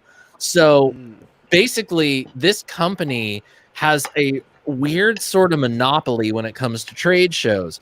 And if you, God forbid, you need a fucking extension cord or a like power outlet or something like that, they'll charge you like $100 a pop for the stupidest thing imaginable. Right, which you can't bring in yourself. Exactly. And you can't if you have a booth that is complicated to construct or requires any sort of power tools, and I know this because I had to sit down with a company once and budget for a NAMM show. It is the silliest, stupidest, weirdest thing imaginable to think that a power tool, a drill, an electric drill with a rechargeable battery that I'm sure the majority of us on this panel tonight have owned at least one of in our lives. We can't bring that in and simply like drive screws or bolts into you need like a different insurance. You need a different insurance. Exactly. And it's like, it's not enough that it's like, let's just hypothesize real quick. If you're one person, let's say I were to start a pedal company and my first NAMM show was going to be this year, hypothetically speaking, in a perfect world. So I'm down, I have a 10x10 booth, and I decide, you know what? I'm going to create this cool structure that really attracts people to come inside my space, not be outside. I want them to be immersed within it. Right. Unfortunately, if that structure requires any sort of use of power tools, even if it's your own personal tools and you're the only person working it, you cannot do that. You have to have contractors through Freeman who are also part of a union, which means that you have to foot the bill for union rate in order to be able to actually have this unique structure. And keep in mind, Boutique Amster Distribution has at least 5 brands showcased in their space on the NAMM show floor. 100K, just as BB is saying right there. Like, I totally get why Dave is stoked to not have to pay that amount of money. I've always said the thing that I wish they would do is I wish they would allow on the last day all the vendors to sell the shit that they don't want to ship back at B stock pricing. Exactly. That way they make some of their fucking money back. They You don't know- have to ship stuff and people get slight discounts on what otherwise would have been new gear. You know who Right. who used to do that and NAMM cracked down on was Pigtronics and Pigtronics. First off, they used to bring a huge amount of stock to the NAMM show that you could actually, if you had cash, you could buy, and they would actually sell it to you at a reduced rate. I know because I bought many of my Pigtronics pedals that way. That's what they should do, and I just don't understand why they don't allow that. Dude, Yeah. I don't understand either. It makes total sense for any company that is wanting to make some sort of money back off the weekend to be able to sell product at a reduced rate to anybody who wants to give them the money. Like, no offense, yeah, I dude. love buttons and shirts and all, but I think I'd like a pedal a little bit more. Exactly. Well, I mean, imagine if you went in and you found this guitar and it's like, this is amazing, and they're going to sell it for $1,800 new, but because it's been played all NAMM, they're going to sell this thing for $1,200. Right. Yep. Hey, Well, it's $1,200. Bam. There must be some weird monopoly because I go to a lot of boat shows, and at the end of the boat show, all the special pricing comes out. Right. Right?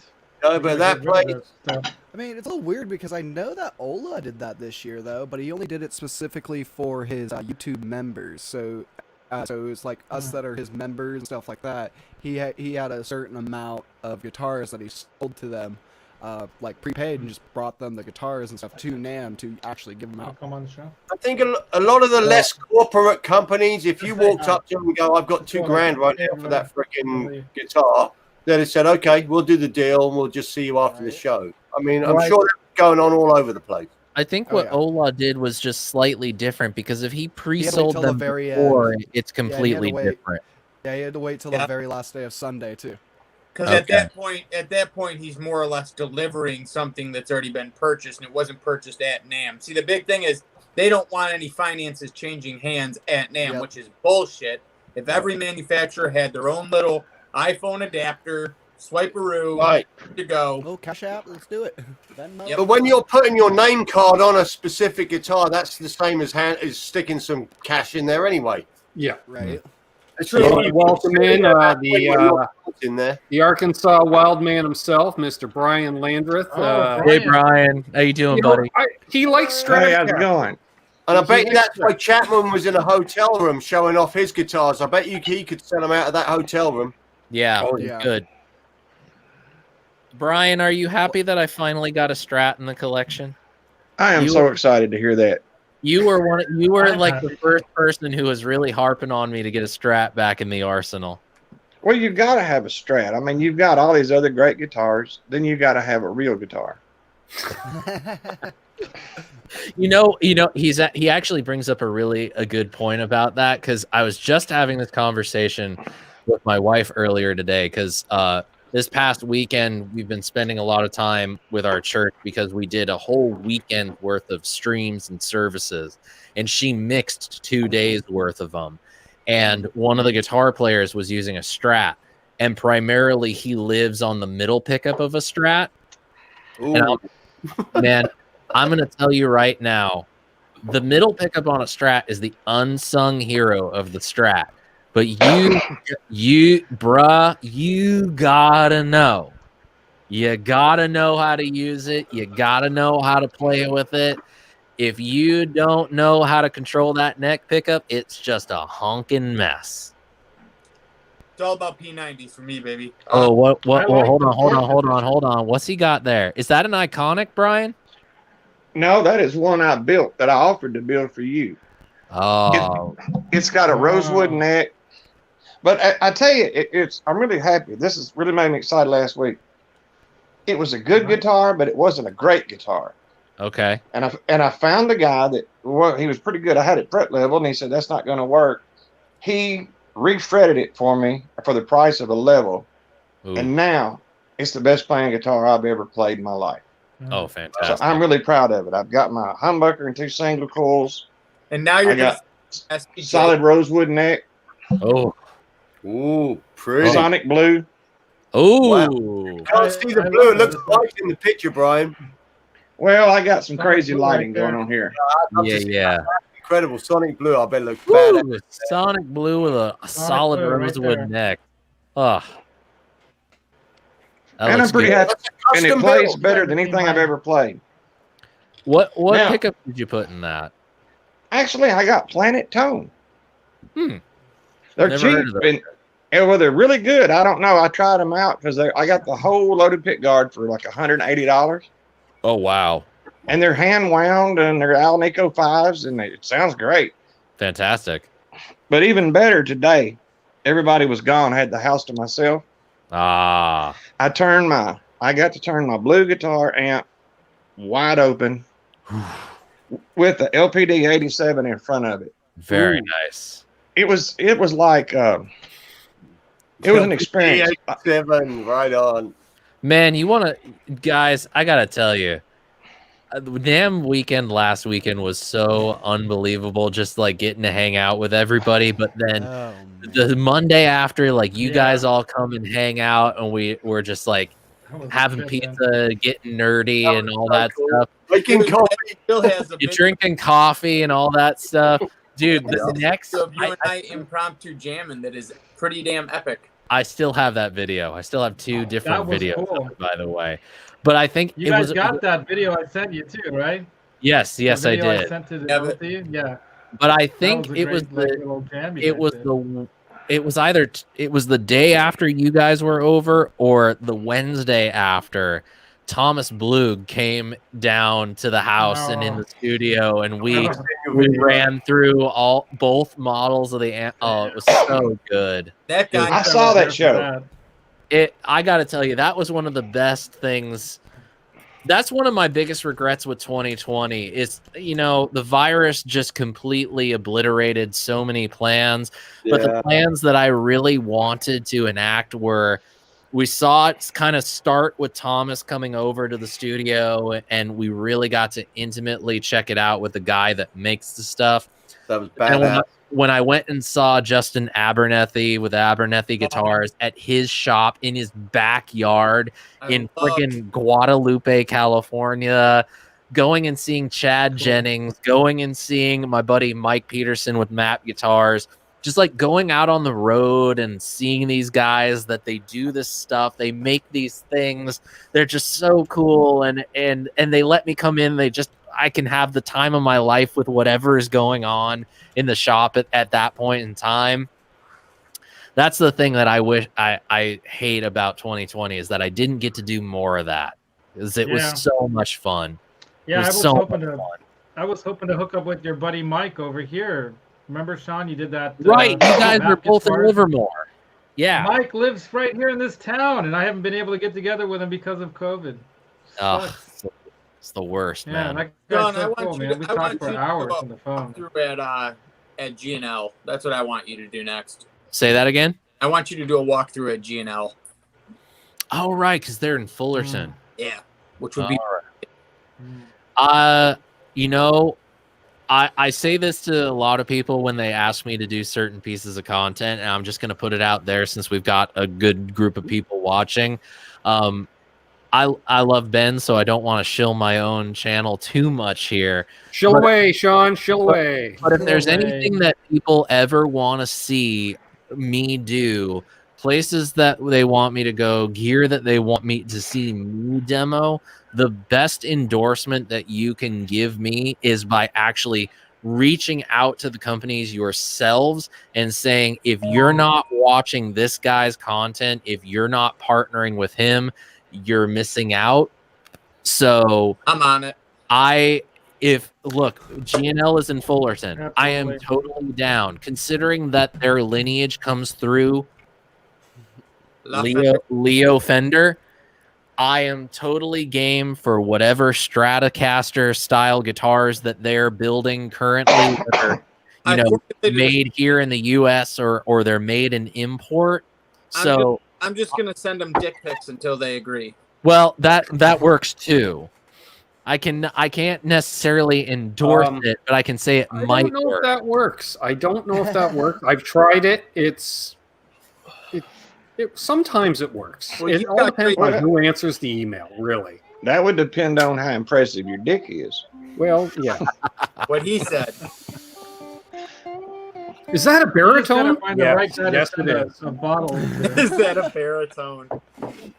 If you want to make friends with some of these guys, you send them a nice bottle of some nice single malt, or something. Like Friedman, he loves his stuff, so send him a bottle every Christmas. He loves his single malt tequilas. I'll tell you what, the way to my heart is either taking me out for a nice meal, taking me out for a few beers that I don't have to pay for, or a bottle of single malt scotch. Or sending you a bunch of those fucking K-pop heads. Yeah, I guess so. All they have to do is say, "You want to step outside for 10 minutes?" Oh, those things. Yes, the Funko Pops. Funko Pops. He loves them. All you got to do for Sean is just send him, WrestleMania tickets. Who is that? Yeah. Oh, yeah. Send me buy me tickets to WrestleMania in LA in 3 years. If the world doesn't get hit by a fucking asteroid before then. I'll tell you what was badass today. We ran That to might Best be an Buy. improvement. My boy wanted a record player. Oh, So nice. Bought him a little record player, the one ready to go with the speakers in it, and he's been going through my old album collection, and the first record he pulled out was Zeppelin. That's I'm like, awesome. Ah, yeah. let's go. Stuck it on there. He's been going through all my records all day, man. Now, question: did the album start with, Yeah, I bought a unique vinyl player years ago. or did the album start with?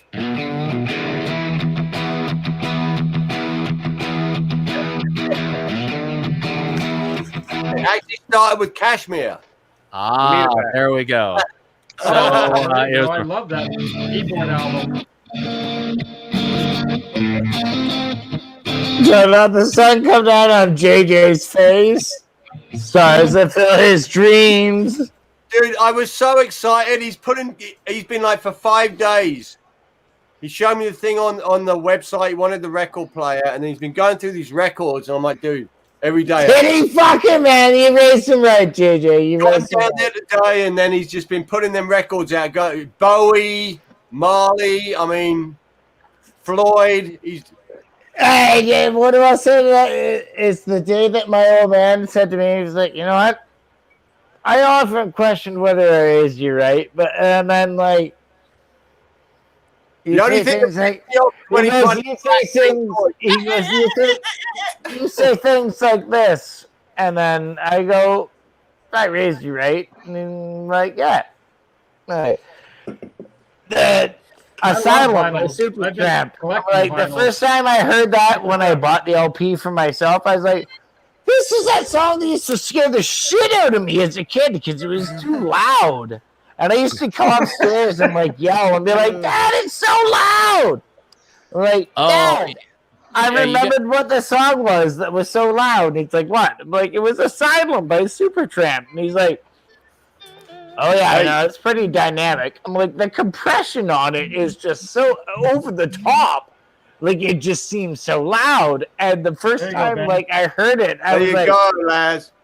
It's so goddamn loud. And it's like this like childish animalistic like urge. It's like it is too loud. And I'm just like sitting there like washing dishes. And I was like, oh shit. This is a song that Dad was always like, oh, I used to put records on for you all the time and you loved them. And then one day he came running upstairs. You were like, Daddy, it's too loud. I'm like, it was Supertramp, Crime of the Century. It was Asylum. That was a badass album. Too loud. And I have an announcement, folks. Entering the facility, looking for redemption. I'm sure you know he survived. He's still alive, folks. To round out the Brady Bunch chaos. Hey, Big G, keep your tongue away from my neck. Hey, Big G. Hey, real quick, just to finish my story, all right? Yeah. So we bought the record player, and we're in Best Buy. I'm like, dude, they got records as well, right? So we go and look at the records. Like 90% of the records there, but there was probably 30 records. Guess what they were? Kiss records. Oh my God! I swear to God, I'm going through like Kiss records. I'm like, this is crazy. How do they get in everywhere, dude? So how many did he get? Big G, Richie I love said, you, bro. Richie said it's too loud, and I'm washing the dishes. Rock and roll. Love you too, brother. Fucking Kiss records, seriously. Coming to you live from my new studio, by the way. The first time I ever heard Pink Floyd's Animals for myself, I was like a young guitar buff. I laid there really stoned and I got my headphones on and I listened to Animals and I'm like, holy shit! This is the record my dad put on when we were like nailing the new bed frame onto their bed before he moved. Because I don't even want to presume how they broke their bed frame. Let's just leave that as a traumatizing detail. JJ's rocking it. Bought my kid a record. My 12-year-old a record player today. Gary's been going through all the records. Badass. Animals is my favorite. Rebuilding my parents' bed to Floyd's Animals, and then years later, I was like, holy shit! This is the album Dad made me help him rebuild their bed to. And I was like, fuck, way to go, Pops. Like, of all the life I could have been traumatized by, Pink Floyd's Animals is probably a great soundtrack. I heard Animals the first time on WKRP. Nice. Wow, Cincinnati! The first I want to time know I if heard that, I Alex was is. on Alex, Shrooms. are you familiar with Animals? No. Are those dogs? Are they? What? Dogs? Huh? What are you talking about? Are those dogs barking? You go I don't know. Are they? That was the view. What is this? It's Pink Floyd. I've heard of him. Yep. Hey, Gary. Richie, what's that song about the? By the way, one Ben, kind I of still creature have hunting your another WKRP cave? Cincinnati DVDs. Yeah, I wouldn't mind those back actually. You know, Anytime you want to come over and take them back, they're on my DVD shelf. Benny, why you poking JJ in the head? There we go. Give me some blood. Because I'm trying to polish off this bottle of wine tonight. That's why. Oh, is it that time? Are we doing a shot? So you Are you are drinking Californian? Salute, Gary. Salute, my friend. Are you drinking I am California? not drinking Gary, you, Gary, he fucking kicked your ass, dude. You were so wasted. It was brilliant. That was a fun night. Dude, I was ripped. I was completely ripped. The only I haven't been that guy fucking who drunk. outdone you was when Neanderthal Paul finished that freaking whiskey on the Johnny Bean show that one day, and he like that last 20-minute segment when he went down, dude. That was.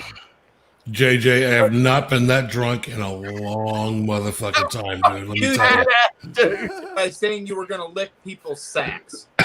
You know. So, I got nothing. I got nothing. Richie's question. I'm drinking Sibling Rivalry 2018 Niagara Wine, Richie. Niagara Wine. Disappointment, Coombs. I have no defense. I have no defense for my ex. Sibling rivalry is terrible. It's like good county wine. Here's my NAMM brothers and all my YouTube brothers. Love you all. Cheers. Cheers. In my defense, Richie, it was on sale for $3 off a bottle, so I bought 4 bottles. Hey, I've been drinking Canuck. I've been drinking Great Lakes Brewery Canucks Pale Ale for the last 2 days because it's been on sale for 20 cents a can. So, well, there we are. It's a good beer too. It's a very good. Well, it's got Canucks in the name. It's got to be good. You know. How can you go wrong? Through his guitars, I love it. So I just set up my new studio tonight. Is my audio levels okay and video good and all that shit? Yeah, good. Pretty as ever. Beautiful as ever. Everything nice? Cool. Pretty good, man. Good too. Yeah, I'd be all right if Alex would quit stomping on the ceiling. I still have a question for young Alex Radford. Yes. Are you familiar with the Pink Floyd Animals album? I mean, not as familiar just off the top of my head, but I've Dude. definitely heard it before. I've definitely heard it before. It's not, yeah. Leave the stream right now and go listen to it. Okay. And then come back and we want a full report. There you go. Go. So what else? Are you gonna do some more of your? That's why we left normal schooling, so we didn't have to do stupid book reports, okay? Well, this is music reports. It's different, bro. I guess so. I don't know. Even when It's I was way in cooler. school, it's like do a book report. So I did Neil Young's biography written by his dad. You know, it's like Check it's it a out, book. Alex. Though it's badass, dude. Get really baked. Put the headphones on. Listen to Animals. Well, yeah. Really baked. Well, yeah, that's the greatest thing you can do, Gary. Really baked. Did you see Did you see my comment, Gary? The first time I heard animals, I was Definitely on will. shrooms. I was 14. And there's that I one didn't even like, know that's what we from- do anything in the was background when I for first a heard Pink Sister Floyd. I was Cave or dirty. something. That's about, Yeah. that's about when I heard it too. I think I was about 14. Yeah. I was 14, I'm a and there's little that one track. I forget what it's called. What's the track where it's like some guy screaming like in like not even legible language or nothing? He's like, and it's like an acid trip, of course. And then if you're actually on shrooms or something like acid, like I was, it was extremely weird and trippy. I think that might have been Sheep. Was it sheep? Might I have don't been know sheep. if it's on animals or is it the one where Well, it's something animals. about All the tracks are animals. Yeah. So No, I think but that it's a track might have been women, so Sheep. I'm thinking of I was talking to my singer today, and we were talking about Floyd. A lot of their like long songs, a lot of that stuff were jams. They had to be jams. They had to be familiar with the jam, but they weren't. Let's go and fucking. Okay, today we're doing the 25-minute fucking version of this. They weren't. They were jams. They were high and they were jamming it, dude. Yeah. Isn't that right? That's Yeah, right. man. Well, they were BB originally Ninja an says, improv band. I mean, That's they what were he a said. jam band at first when they had Sid Barrett. I mean, they would just get up and make Oh, noise really? for That, 2 that hours. was it. Exactly. When you go back and you rejam, and you it's the same song, but they knew it, but they never went in and went, let's go record it. They were recording everything, dude. Yeah. There were sections of massive jams, dude. I mean, I still go back to Live at Pompeii with the Echoes jam. Insane. Dude, I like if anybody asks me like what Pink Floyd sounds like, I say if you're not checking out Live in Pompeii and you're not listening to Echoes, then you're doing it wrong. Man. That's crazy. That's true. Probably one of the best live recordings ever. Dude, I'll just say this. My wife and I went to Italy on our honeymoon. We made a point to go to Pompeii, and I stood in the spot where Floyd was standing when they did that recording, and I'm telling you, it wasn't just that band. It was the energy and the vibe of that place. Right. And a strap. You stand in the middle of that old amphitheater, and you just like, I closed my eyes and could just hear those sounds again, as if I were listening to it for the first time. Yes, of course, Brian, with a Strat.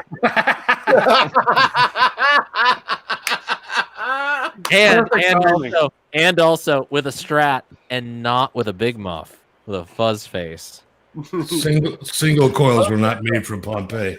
But I'm telling you, man, like that, when you're in that environment and like you're amongst that vibe, you realize just like why that jam and why that version is as good as it is.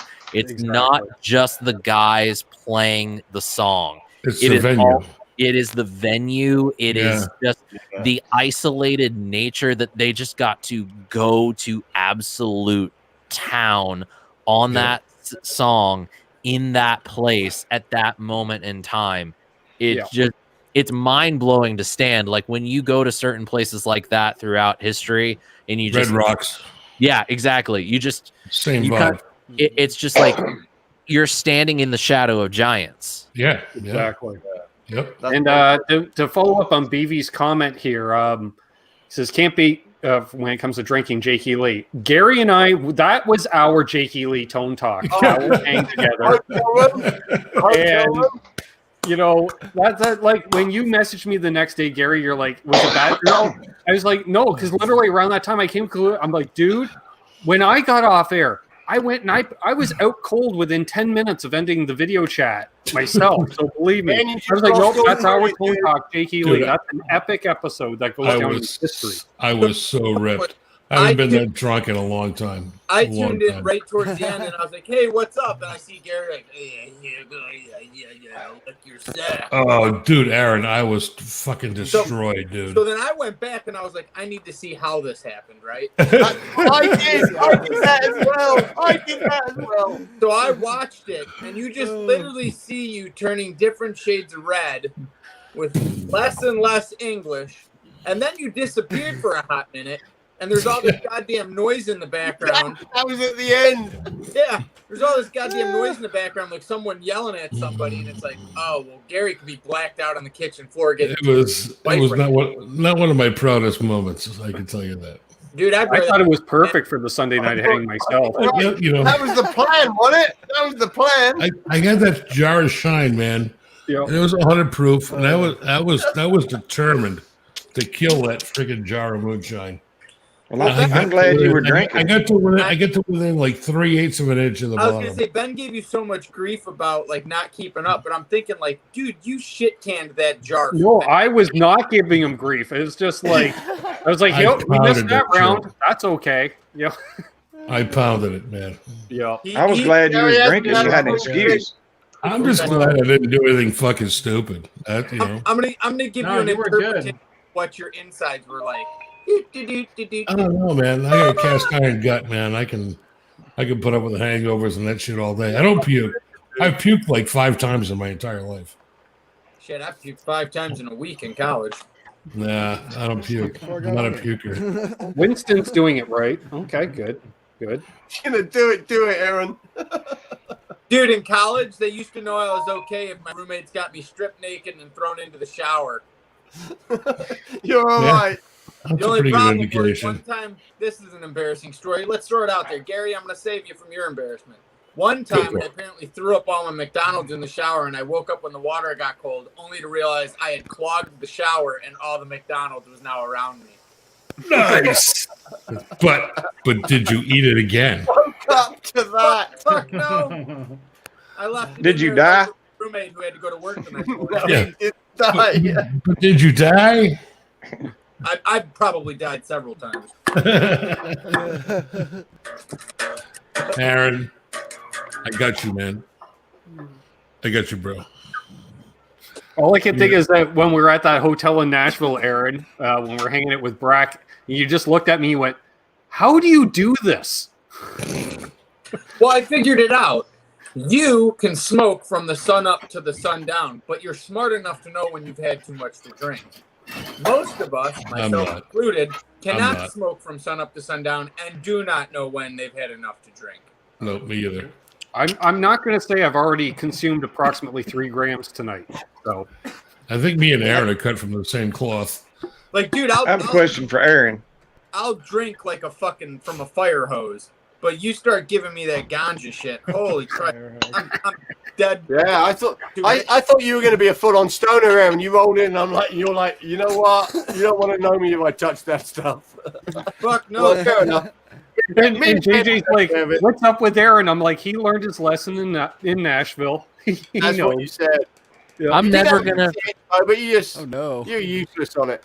I'm Well, never well, gonna well. forget the moment last year when Aaron tried to pour beer down my gullet, and I'm just like, "Oh my god, no! Get away!" And you spilled beer on me, you jackass. Hey, you know, Fuck that, man. I would have laid down and poured on, baby. Get a Dude, funnel. hey, if there's one thing you don't do at NAMM is you don't share beer, Why? all I know, bro. It's all about the Namthrax. Namthrax, man. Especially when you're patient zero. And let's Aaron definitely was let's patient face it. zero, if I anybody got you. I got you. Let's face it, guys. Let's really face it. Real fucking talk here for a second here. Forgive me, people. Real fucking talk here, real quick. We all got probably exposed to COVID at NAMM last year. We just we hung out discussed with it Aaron. before. Yeah. I'm absolute. Laz, me, Ben, Aaron, Yeah. yourself, Johnny, Mancuda. Hey, don't include me. I walked What? away unscathed. What? I Did anyone go to the hospital though? I'm very curious. I posted it earlier today in a chat. Has any magazine, music magazine, or any journalist of any measure done a study on whether or not anyone that was sick at NAMM with NAMthrax go to the hospital and get hooked up to a ventilator? Because that's COVID. Was there any answers? not necessarily. Not to get too controversial, but not it just affects. one. Not getting controversial and anything like that, but it affects everybody differently. Yeah. Yeah, but So- out of all the people in Out of all NAMM, those if coronavirus thousands was of at people- NAMM, Excuse people me. would have got sick. Yeah. People would have been I played Everyone in the basement, in the basement with all the Chinese, not one people ended dude. up on a ventilator. Come on. I played a show New Year's I don't Eve, know. and the other guy that was playing with me, I had to take him to the hospital that night. He had COVID January 1st. Oh, Wow. There you go. shit. So, yeah. my And we left the show. We stopped playing so I could take him to the doctor because he passed out on stage. Wow. And he wasn't drinking Gary's moonshine. That's serious. my aunt's ex That was a good shit, bro. down in Florida, and he They didn't. It had killed COVID. Gary didn't get sick. No, man. I'm good. My aunt's ex-husband didn't believe COVID was real, and then he got sick in Florida, and his wife took him to the hospital, and he died within 7 days of that. Oh, And my then- God. Then she got Oh, that's the COVID worst literally story. like 2 weeks after that, and she died a week after that. Wait, Oh, people man. die in Florida with COVID? Fucking I'm sorry, though. back to Mask, NAMM, That's January Masks don't at work, NAMM I can last prove it. year, man, it was there for sure. With the Oh, Chinese, No, you're probably with the right. I agree Chinese, with you, fucking- Jeffrey. the Chinese response in that lower cellar, Yeah. it was there for sure. There's Yeah. no way. Yeah, I it couldn't agree have with been. you, but I'm No just way. curious of the numbers. So I just real love talk, to see like those Sean numbers. said. I was working for Amazon before I went to NAMM, and people started getting sick like a week before I was leaving for NAMM, Right. and like 4 days before I busted out in a fever. Mhm. I fought There you through, go, dude. flew out to fucking Anaheim, and Ben and JJ will tell you every day by 6 o'clock I was Patient zero. John. And I had a fever for 19 fucking days. It broke on the 20th day. Yeah. And then on the 20th day, all of the shit came out of my nose, my ears. I could Yeah. breathe again. I mean, I had fucking COVID. I know. Yeah, I'm not You bringing this probably up to gave it be me. Or the worst And flu Ben. ever. Yeah. Well, look, I'm not bringing this up to be controversial. I'm just speaking as a matter of fact. There's no way that this thing was not there last year in January. And I speak on this purely because when in like May or June, I saw somebody I follow on Instagram who's a colleague in this industry say like, "Oh my God, looking at pictures of NAMM, I can't believe what we were doing that." And it's like, buddy, we didn't even know. It didn't have a name. That's the thing. Yeah, it didn't have a name. It Yeah, didn't have nobody- a label. Like, nobody why are we acting like we were so irresponsible? We didn't. Nobody fucking knew. Didn't know. I even Because went to the damage was done before we found out about it. Yeah. Exactly. I went to the doctor the day before I flew out because I had already been sick for 3 days, and he's like, "This is probably the worst respiratory infection I've ever seen." Wow. And he's like, "You'll be all right though." And then I went to And then you got on the plane. yeah. And you tried to pour beer Was down it a- my gullet, Was it a jumbo jackass. jet? Was it a 777 with like 300 people on board too, or what? No, the flight wasn't. Still not seeing the downside of pouring the beer down. Aaron was part of that first Yeah, exactly. part of that first fucking deal. I always Not seeing the downside at all. Look, I'm a decade-long NAMM veteran. I've worked all 4 days of the NAMM show many times, and I know NAMM thrax. Like many people deny COVID is real. Well, NAMM I've got it thrax every is year real. I've been there.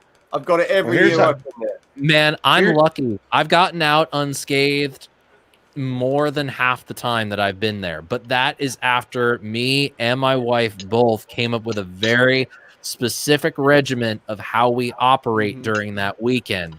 It's Don't a combination. start cock. What's You that? don't have people pouring beers down your gullet, do you? Exactly. Steer clear of Albus Bear. You don't. But- You That's don't not what I share. said. That's not what I said, but okay. Close You enough. don't. You don't share drinks for one. That's one thing, Aaron. Hey, listen here, Sally Don't McSally. share needles. We didn't know back then. We were kissing and hugging, man.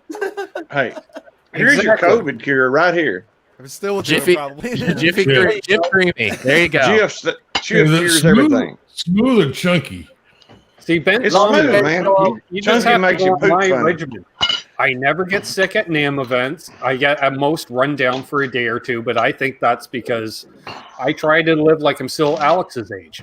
And There you go. Don't we all? yeah, exactly. Don't we all, baby? That's I it. I see y'all getting up to get Whoa. something to drink. Why don't you have a Whoa. refrigerator right here? Dude, Ben. I'm telling you, my secret has been this. Brian. Every morning before I leave, 2 cups of coffee and a decent breakfast. At least 5 hours of sleep the night before.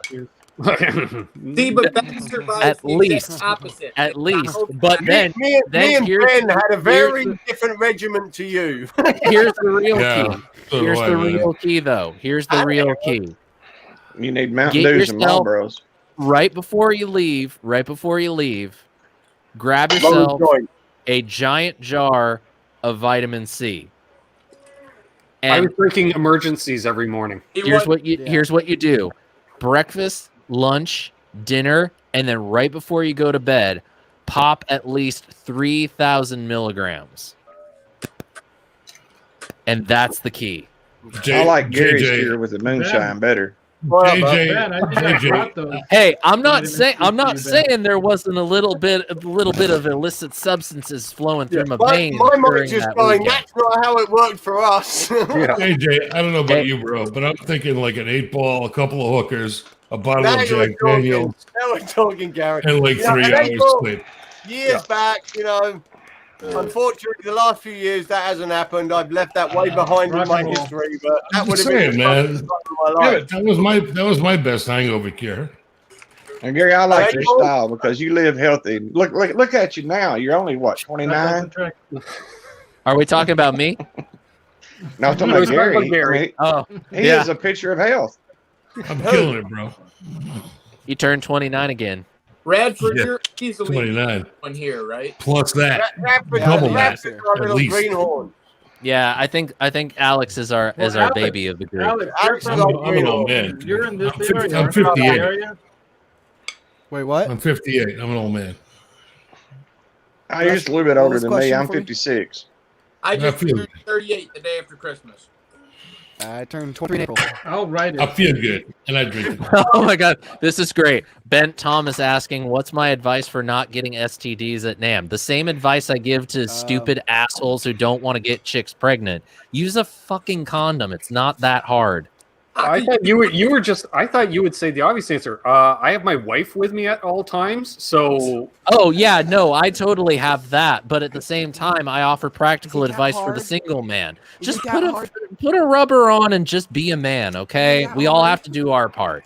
And don't throw Aaron in the shower naked. You know, that might Yeah, help. Way to go, Zach.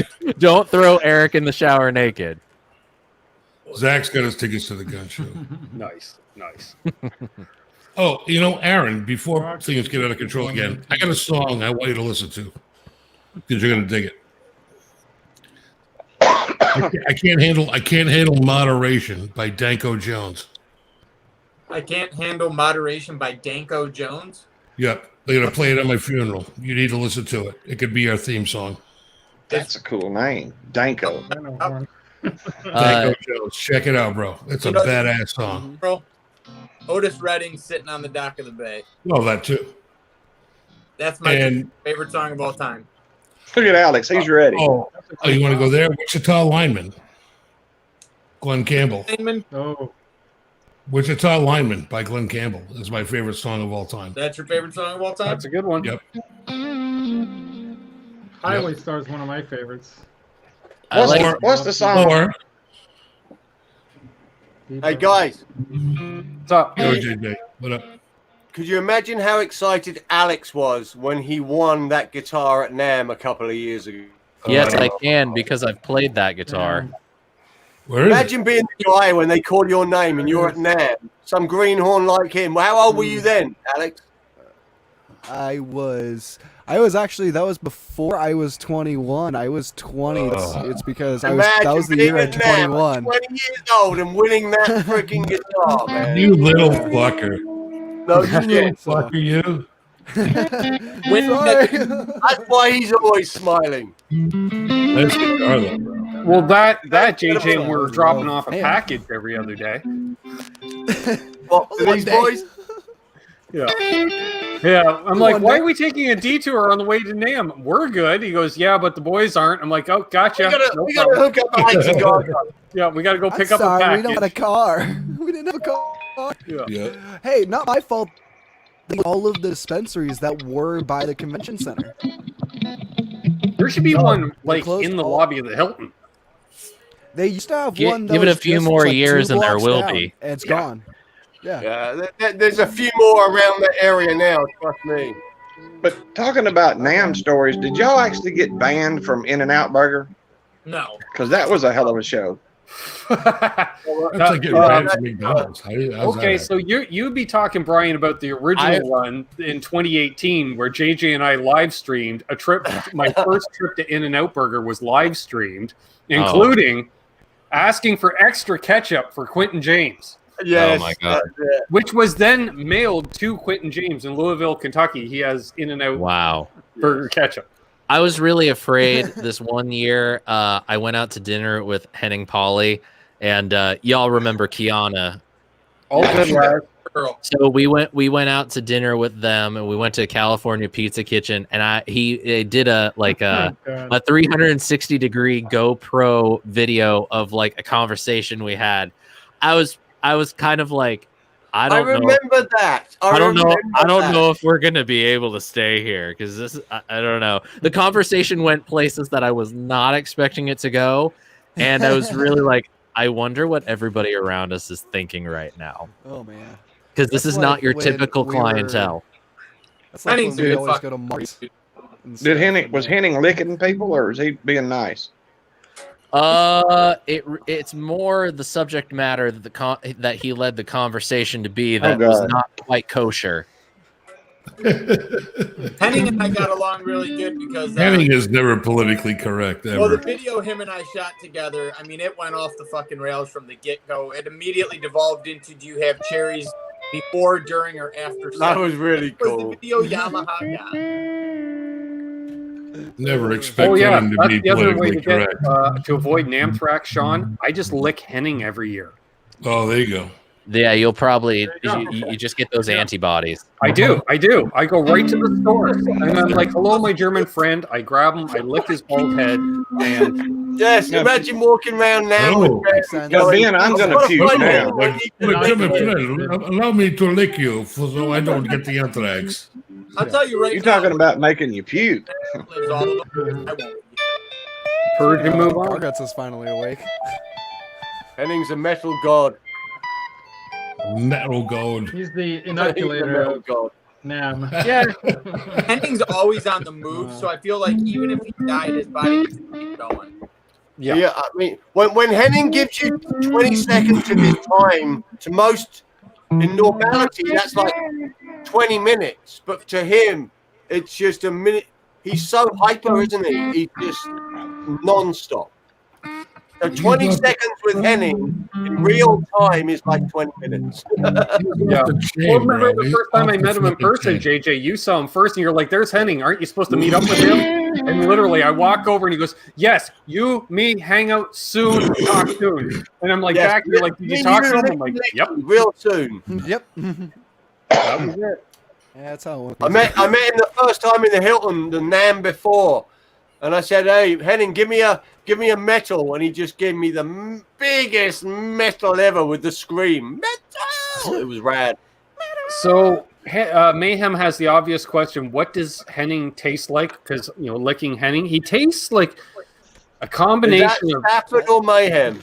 It's like a combination of airline peanuts with a hint of slightly overdue pineapple.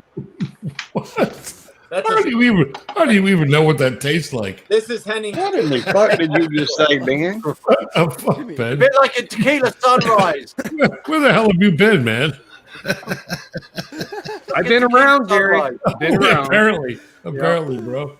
This is Holy how I built up the shit. immunity, I guess, and the wherewithal and the naivety to lick Henning Polly. The wherewithal. The wherewithal. Man, you don't hear that phrase every day. Well, not everybody just rocks a cardigan on a NAMM live stream either, That I gotta hand it to you, man. You're a dapper motherfucker. that wherewithal. That there's an SAT word. Right? Right? All that wherewithal. Actually, consider we're I into didn't hour take my 2 of the SAT. show. Hey, I can't hear Richie anymore. Did someone stick a compressor on him? Yes, I knew he was. I think he might have passed out because I was hearing drunk Richie towards the end there. I'm like, I know that voice. I think SPJ's got a stack of compressors on him. He's got like 10 compressors. So if we're really quiet, you might hear this little whisper coming through. Nice. Garguts in the chat because he's awake. Dirty Mark! In here. He's not baked. Get Facebook in Messenger, here, check it out. Or- Check Get Facebook in here, Messenger. you We have dirty one more mark. slot available for you, you dirty mark. So I check think Facebook Messenger. Garguts is the Garguts coolest Dirty, name. stinking, rotten wrestling observer reading Mark. There we go. Oh, Garguts is the coolest name on YouTube. I love that. Dude, he is the future of live streaming. He My is something else right now. He's on fire. My favorite is still unfucking. Give it a year and that guy's going to be in your face. I have a question. I have a question. 12-hour streams per night. All right, so this guy, SFU. Who the fuck are you, man? I don't think I know you. I know everybody else, but I don't know you. Oh, only the guy with the largest YouTube channel out of all of us, by Really? far. The one, the only, Sean Pierce Johnson of Stompbox Saturday. Oh, He's our local pedal guru. Yeah, JJ's local. I got a guy. Pedal guy. We never met in person, so I didn't know who he was. And holy crap, I just realized Aaron. I meant no offense. I meant no offense. I just didn't know who he was. We've never met in person, but it's nice to meet you. Man, I'm sorry I didn't properly introduce myself. Someone in the chat was asking for 7 strings. Oh dear Lord. Oh, that's pretty. Oh boy. There you go. That's got like really 2 good. strings too many. 7-string. Yeah. Multi-scale. Yeah, I that's get cool.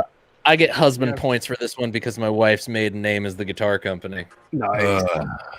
Is it really? Sweet. That's Yeah. badass. Yeah, her maiden name is Ormsby. That's awesome. You never said that before. That's too much.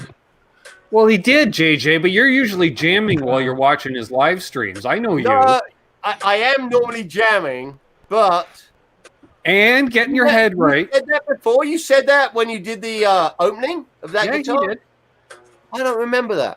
I really wish my wife's You're maiden. probably getting your head right, you know. I wish my wife's maiden name was Glary. Oh, was what? Oh, that What, was Gary? great. I said I wish my wife's maiden name was Glary. Get all Hey, get all JJ's the only one that got it. get all I those get it. get all those silly Glary guitars at reduced price, and then you as many as you acquire, she's not going to be mad about. Right? Unless, of course, you're buying them in other countries where all of a sudden like, the $60 guitar is being sold for $300. Let's throw them in the fire pit and burn them and have a nice Friday night. Who the fuck just did that? That was badass. Was that you, SPJ? Take that low, I thought maybe Clark got to the way. That's those frequencies I don't even use. I fucking love them. The brown note. Language right there. It's the brown note, Ben. It's very cleaving sounding. Yeah. They're the ones that make you shit your pants. Alex is down tuned, obviously. I'll be right back, fellas. I gotta take Well, care you- of some business. You in What do A, that, Alex? Gary? You do that. I'm an A sharp. Thanks. Thanks. Oh, buddy. you? Oh, okay. You're in A sharp. I'm Well, still B in flat I'm if still you're in from England. standard. B flat. Yeah, this thing is awesome. That's badass. I want to play it. I can't wait till I can play that. I want to check that neck out. I gotta always change up the cab whenever I play this through the Hughes and Kettner. It just that vintage 412 just doesn't work too much. Yeah, the neck on this is surprising. It's thin, but it's not like wizard thin. Right. So there's a little bit of chunk to it. So I'm happy But you about played- that. I mean, when's the last time you played the Wizard 7-string? An OG, like 90s?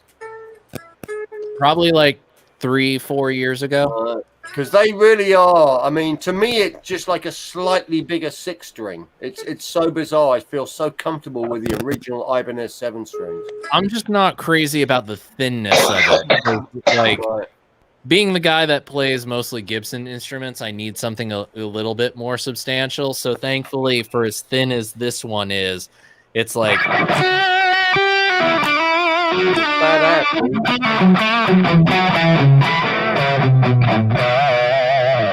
I can still like 7-string in the house, man. I can still maneuver around with it, and I can still do all the things that I want to do with it.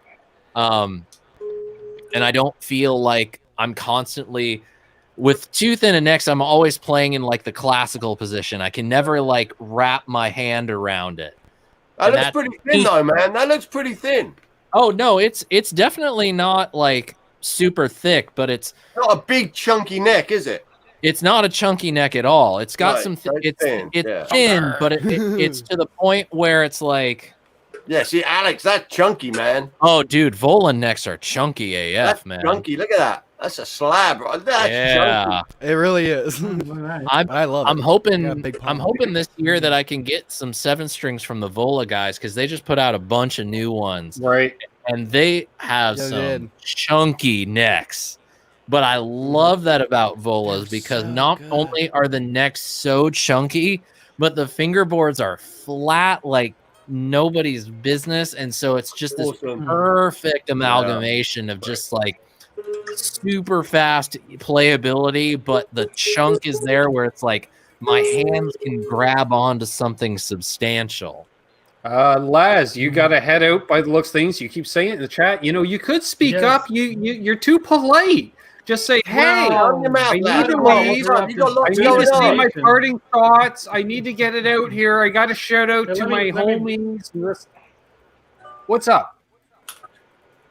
Nick, come here and let's go. We're gonna say goodbye. You guys got to meet my protege Nick here.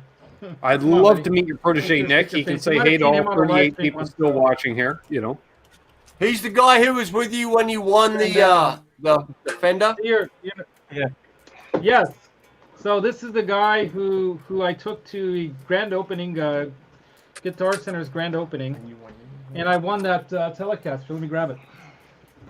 Nice. Well, welcome, Nick. We've all had them. You've had the same guitar, Ben. I had that as well. Badass guitar. I put a JB in it and preferred the original pickup. Oh, nice. That's a badass guitar. I did have one of those. I love the concept. They cost more to build than they made on them. They were really quality. Yeah, $500 is what they were selling him for in China. Hey guys, but remember how what I heard, Fender was so happy with these. They put the Fender logo on it, not the Squire. Originally, they were going to put Squire, but they put Fender on it because they were so happy with these. So remember how we were talking about Josh Smith releasing a new signature guitar, and it was going to sort of be announced tonight. He was going to. And some of us were speculating Ibanez. Ibanez just posted this on their Instagram as part of the AZ series, a telly shape. Look at that. That's badass. I told you badass. So 45 more minutes. We'll see if I'm right. So, you know, run with it, speculate all you want. But you know what's really intriguing? This telly bridge with a whammy bar. Yes. Super intriguing. That is cool. Well, I just wanted to wrap my time because I got to get going, guys. But it's been real. I miss you guys. Miss you too, buddy. Miss you too. And before you go, please, Sean, shamelessly plug your channel, what you do. You know, let's here. We got to boom. There he is. Tell us what's up. I get a platform. I get a platform, everybody. But for real, like I'm looking back over this year, I'm just so thankful that we all got to hang out when we did right before all this craziness happened. It's a real blessing, and I'm so thankful that all the stars aligned for us to be able to do that, because it really has meant a lot to me for being on this with Ben and on this channel and interacting with all of you guys, of course, and all of you that have come from Ben's channel to my channel. It just means the world to me, because I wouldn't keep doing it without everybody watching. Hey, Sean? Please, yeah. Did you change the calendar? I got a new one. And it is on January. It is on January. So you know, the funny thing is, literally, I was driving my sister home from work yesterday, and I said, "Hey, I'm doing a damn hangout," and she's like, "I probably won't be able to make it." She's like, "Who's on?" And I mentioned Sean, and she still remembers the first time ever she goes into your chat, and she's like, she noticed the calendar, and you didn't lose it on her, but you were a little snappy. Oh, speak of the devil. She doesn't realize it was the same night that both myself and Quentin James had brought up the calendar. And as soon as we got over that, she's in there. Hi, hey, what's up with the calendar? There she is. Speak of the devil. Speak of the devil. And she's like, what's up with the calendar? I see you, Amanda. I see you. I see you. Love you, Amanda. So, yeah. But no, I honestly, like, as aggravating as it was the first time, it's become this sort of funny thing that I like to bring in every now and again. The calendar.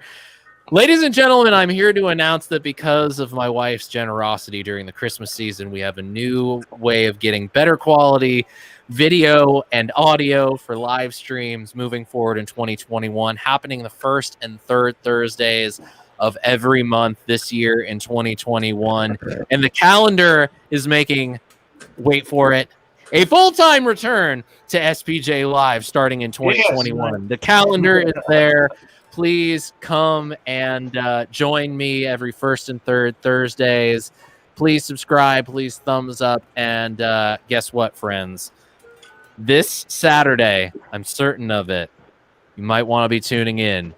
The season premiere of Season 8 of Stompbox Saturday is going to be happening. Awesome. Nice. Great to hear, buddy. We'll be back. Thanks for coming on. Dude, thank you so much, wait guys. to give you a big hug. I can't wait to see you all again. I'm so thankful. Love you, brother. I'm so thankful that we got to spend the time that we did before everything happened. I'm so thankful to all of you watching here, coming over to the channel and all that good stuff. It means the world. Trust me, guys, 2021, we're going to make the best of it. We're going to get through this. Vibe, Sean. We just have to have hope. That we can get through this. We have to have faith in each other, and whatever we choose to have faith in, that we can get through this. I'm going to have the faith. I'm going to have the hope. I love you all dearly. Thank you so much for having me on, Ben. Aaron, I love you. JJ, I love you. Laz, I love you. Alex, I love you. Gary, it was awesome to meet you in person. And Brian, Me too, bro. the Strat is here. And you are really the reason that I wanted to make the project happen, whether you realized it or not. You are the reason. I wish you good tone and happy stomping. I wish you all great tone, great health, and happy stomping. I will see you all on Thursday, and if not on Thursday, I will see you on Saturday for the season premiere of Season 8. Cheers, friends. Love Cheers, you all. buddy. Love you, bud. Take Peace care. out, brother. Sean Pierce Johnson, folks. Hey, and I'll say goodbye as well, real quick, you guys. Yes. We're gonna take off. Here, Laz. Thanks Same for treatment. Shamelessly plug the channel. What are you up to? What are you doing? And please, English, not Hungarian.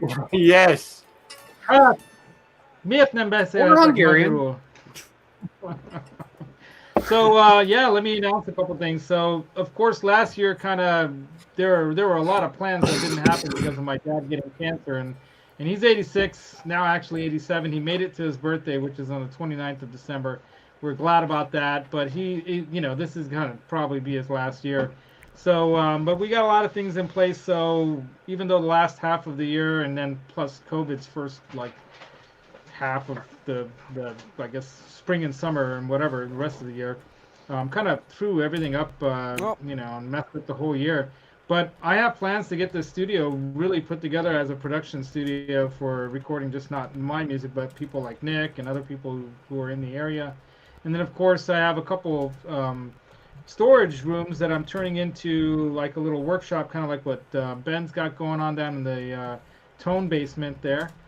So I'm going to do some stuff in there, which might be including some of these Soundtrap design builds, including design your own, like do it yourself, build your own kits and things like that.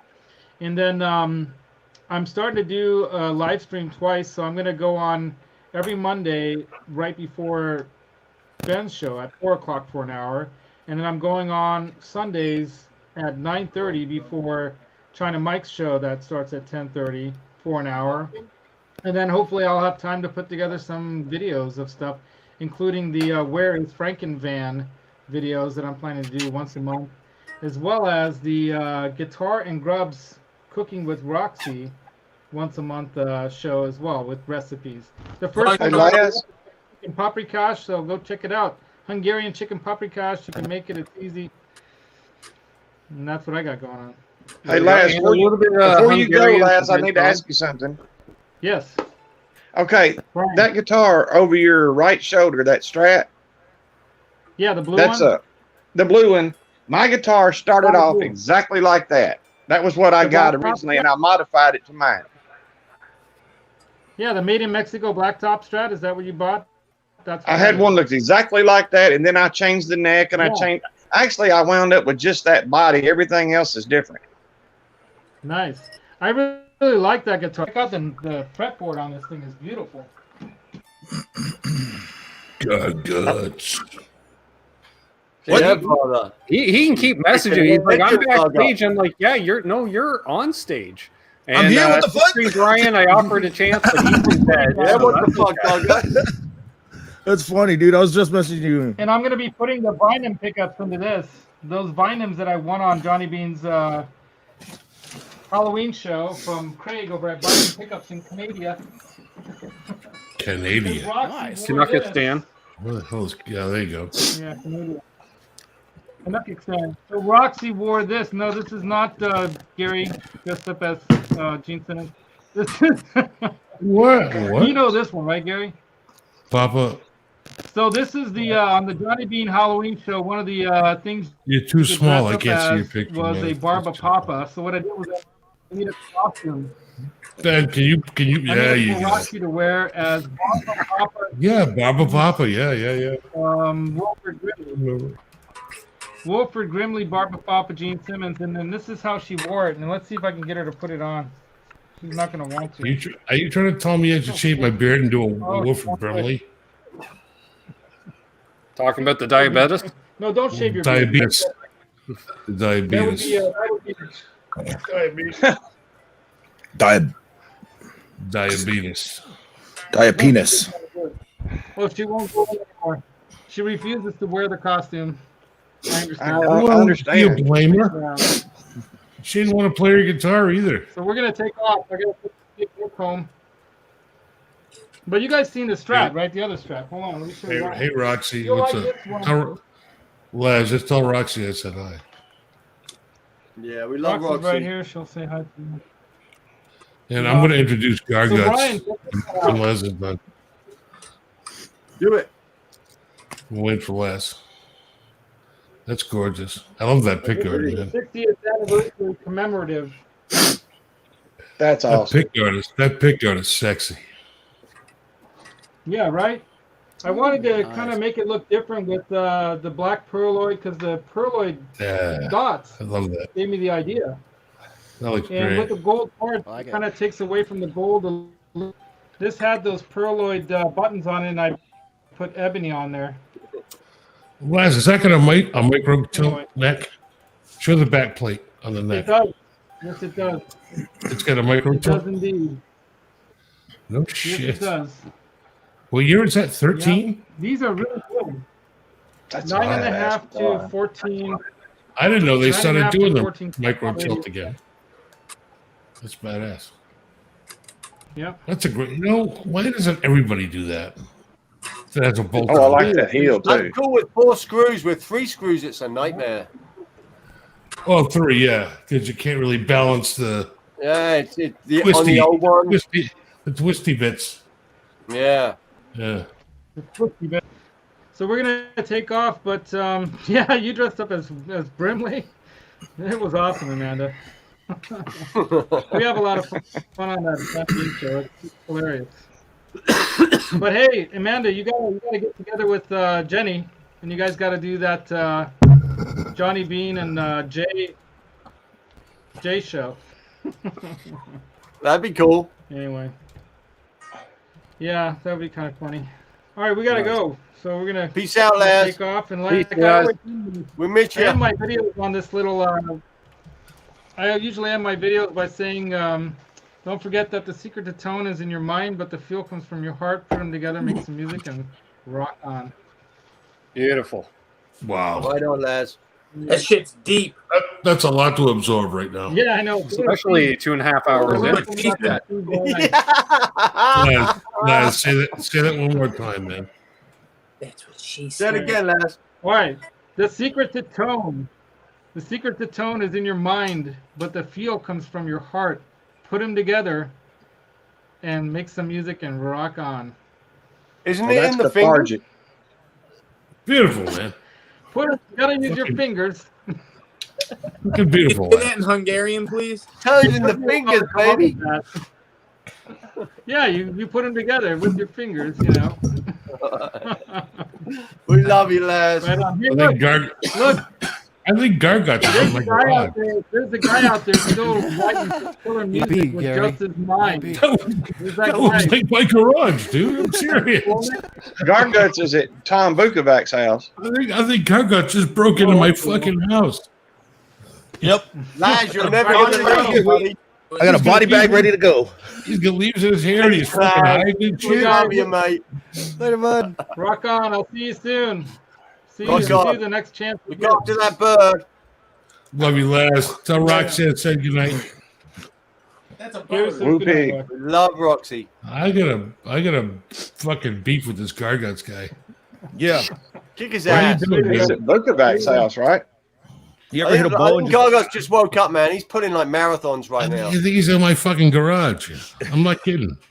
Go check it out. Go have a peek. I brought a body bag. He was just out there fucking smoking a fag, mate, and he was fucking not there. Remember on your chat they were asking what's in the bag, Garguts? What's in the bag? What was it? It was a fucking. What was it? It was a magic squirrel or something. What was it? Remember? A rabbit? What the fuck? In this bag? Yeah, remember people on one of your shows a couple of weeks ago? What's in the bag? They keep saying that, and I kept saying it was. I kept saying it was this dude named Tony, and I kept slapping him. Shut up! It was on the crazy night where if you could fight an army of ducks, horses the size of. Oh my god! I remember that night. Or ducks the size of horse, or two ducks the size of a horse. A duck the size of a horse. Or 100 the size of horses. 100 size duck horses, dude. Did you say a duck the Someone size said of a there's horse? there's duck a horse-sized duck in the bag. I remember That's right. We have a friend. What is that? He just comes What up is with that even random about, questions. man? It was. Hey, you gotta watch Gargut's show, man. It gets crazy. Hey, Ben. That was my question, Ben. These fucking Californians, they're fucked up, dude. JJ. They need more snow. Yeah, like us northerners. Yeah, I do. We have the snow theory. Well, I've got to check out Gargut's show. These guys are just fucking. Dude, right now it's like 80 degrees in Texas right now. Dude, it's like 80 degrees in California right now. It's It is 57. not 80 degrees here. It's 57 in Florida right now. Fuck. 57 in Like Florida. 58 where I live. It's like even winter went away for COVID. Not by me. Oh, not Shit, by I you love- over here. All right, I'll I be love nice winter because for the American nobody wants audience. me to but mow. since I realized I'm the only Canadian on here on the panel anymore. It's 27 here. 27. Is that Celsius or Fahrenheit? Well, that's Fahrenheit. Okay. Celsius, that'll melt the sun. That's cool. wouldn't it? Yeah.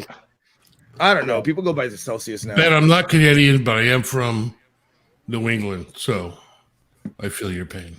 Exactly. Thank you. Even though I'm in Florida, I can still identify. All right, Zach. Yeah, Travis is my guy over at L&M. He's my But on guy. YouTube. There you go. There you go. My guy. And Brian. Hey. Negative 15. Man, I missed SBJ. I saw him leaving. I was like, oh fuck. My computer took like 5 minutes to fucking start up. It was weird. Well, I've been doing too many goddamn marathons with it or something. Exactly. It's like easy, buddy. Like, give me a break here every once in a while. It's like, again, I'm not a machine. Oh wait, I am. What's the deal, Garguts? Tell us about your show, man. What's your whole plan here? Because you got something going on. Dude, honestly, the show is no drama at all. So we just kind of just go there and hang out. If people start bringing up shit, I start throwing people out of the room. And we just there to hang out. We'll do like movie quotes. Last night we were doing guess the theme song for what was it for talk shows. Talk shows, yeah. Yeah. So we were playing the theme songs and everybody's trying to guess it. And those theme songs are like all saxophone like and they're like musical and shit. And nice.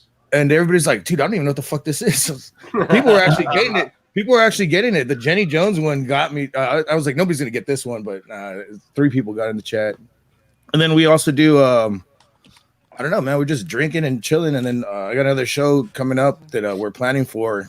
It's kind of the same thing that what Music Labs was saying about cooking, but I'm calling it on some grill shit. And we're fucking just gonna be cooking steaks and showing it how we're doing it. I mean, everybody in the community can send in a video, and I'm gonna compilate them all together. No, Alex, I'm sub to you. I've been a sub to you, Alex, for like a long time. I don't think. But Garguts, I don't even know compile. what your channel is. Can somebody post Garguts' channel in the chat? I'm looking at you, Ben Tom. So we can sub to this friggin' mental case. That would be awesome. So you can sub to your own garage. I want to hang out with this guy, man. We need Garguts to is a hang out. badass fucking metal player, man. He can shred a guitar. Hell yeah. And bass. Hey, if you can play guitar, you can play bass, can't you? Yeah. Hey. I learned bass and then I went to guitar. All right. So you started. So I have to assume. So the Flying Pickle's driving while Laz is in the chat. Is that how that works? The Flying Pickle. That's Laz. Apparently, the Flying Pickle thinks I'm funny, and I have no idea why. Yeah, it's funny. Flying Pickle. Where the fuck is Garguts' fucking YouTube page? I'm still looking. And I do want to clarify. Those who don't know, Flying Pickle is in fact Roxy's nickname, and that happened because Laz was on with me last week or a couple weeks ago. I don't know. There's drinking involved, so I don't remember. And so he was on, and Roxy came in, was hanging out, and the Tone King was in the chat, and Roxy took off, and like Tone King's like, "Oh shit, I thought that was a big pickle." Like, he didn't realize it was a damn bird. So we're like, Flying Pickle. The Flying Pickle. So I think Lawrence is going to do a pedal called the Flying Pickle. So there we go. Yeah. Flying Pickle. Did he have that Gene Simmons? Thanks, Tommy, for posting Garguts' YouTube site. Beautiful. Thank you. Awesome. Yeah, Thanks, sir. Holy did you see what BV just posted? Maybe. There we are. -3 Celsius at 4:30 in the morning. Jesus Christ. There you go, Celsius. Oh, no, yeah, that's just a bit cooler than here. He's in Switzerland. Yeah, and that's the other thing. I noticed, like, tonight, we've had, like, 8-9 countries tune in tonight, that's cool. That's global, which means there's a lot of derelicts around the world, and I like that. That have nothing better to do than listen to us idiots. Clearly.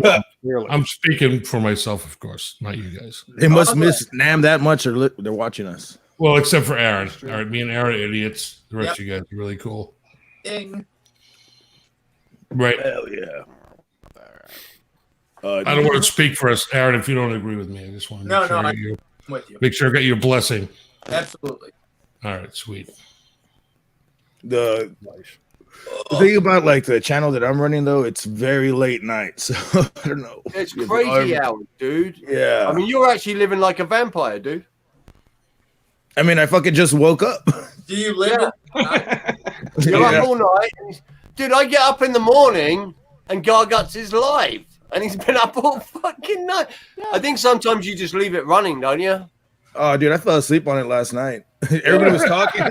Every morning I wake up, it's like Garguts is live. I click on it, it's just a blank screen. Yeah, and you have to rewind it. When did he fall asleep? Yeah, I see that moment. I've done that a couple of times. It's fun. I watch quite a lot, but I'm not in the chat. You guys are fucking nuts. You being from California, JJ, you're saying we're fucking nuts. Okay. And this is what happens when you get the local guys, commenting in the chat. So there we go. See, now there's Rob. Yep. Hey, Rob. Good to see you. Want to join us, Rob? You want to join the mayhem? I was thinking, because Rob and I, to circle back to that whole, was the basement of NAMM safe? Because Rob and I spent several hours down there on Saturday, just rubbing elbows with all kinds of nationalities. Like, I have a question. You know that there's a cymbal company that comes straight from Wuhan, China. Yes, Gary. And I have a NAMM question. Yeah. I understand that the basement is like the best part of the NAMM show. That's where all the weird shit is, all the independent people that invent nutty fucking shit. Well, two of the best guitar companies were down there, Novo and Abernathy. So true. Right. All those freaks are supposed to live in the basement of NAMM. Gary, in the matter of an hour, I talked to legit Japanese people, legit Chinese people, Italians, Russians, Russian pedal builders. You'll never see Ben do this more in your life without understanding a goddamn thing. No. See, that was the thing, because I was hanging with Rob from Tesi Switch. So we're one-stop shopping, right? Because he shows up, he goes, look, I've got the retail website, I've got the distribution, to carry the product. And they said, well, who's that guy? The hippie. He's like, well, he's the guy that demonstrates the products to make the videos to make the people want to buy the stuff from the website. You know, it's like it's a package deal. And so whatever it would be like a guitar pick, and I'd just be sitting there playing with it for like, I don't know, minutes, because, you know, that's all it takes with me. And they're like, what do you think? And I'm like, cool. And that's it. And then Rob would do business, and I would, you know, or play the guitar or try the pedal or whatever. And yeah, a lot of first year companies coming through on that lower level. Like Chapman was there on their first year; they were in that lower level. It's cool to have the opportunity to be able to do that. The fact, some people that's done booths there. Yeah, and hanging out with Rob, I saw the initial, you know, meeting up with the people, checking out the product. And then months later, Rob would hit me up and he's like, hey, I've got this going live on the website. Do you want to do a demo? And I'm like, done, you know. So I got to see it every step of the way. Hey, I've got to say something about Rob. I wanted to give a shout out to Rob. I bought a pedal from him while we were on the show one night on it live chat, and I just went and got it. Mm-hmm. I believe he went out, he confirmed the order, he packaged it up, went out and found the UPS driver, because I had it the next day. I've never seen anybody as fast and as good at doing what he does. Little do you know, he is awesome. Chased him down. That's awesome. He didn't use a UPS driver. He walked it to your house. I believe he did, because he had it here the next day. Yeah. About how long? Walk. He carjacked the UPS driver, took the package, and then brought it to Brian's house. That makes sense. It's really not that far. Give me Brian Lander's package, damn it. Yeah, speaking of which, Aaron, you'd probably know something about this. I think there's a new Earthquaker pedal coming out that I think Rob's going to have out on the website soon.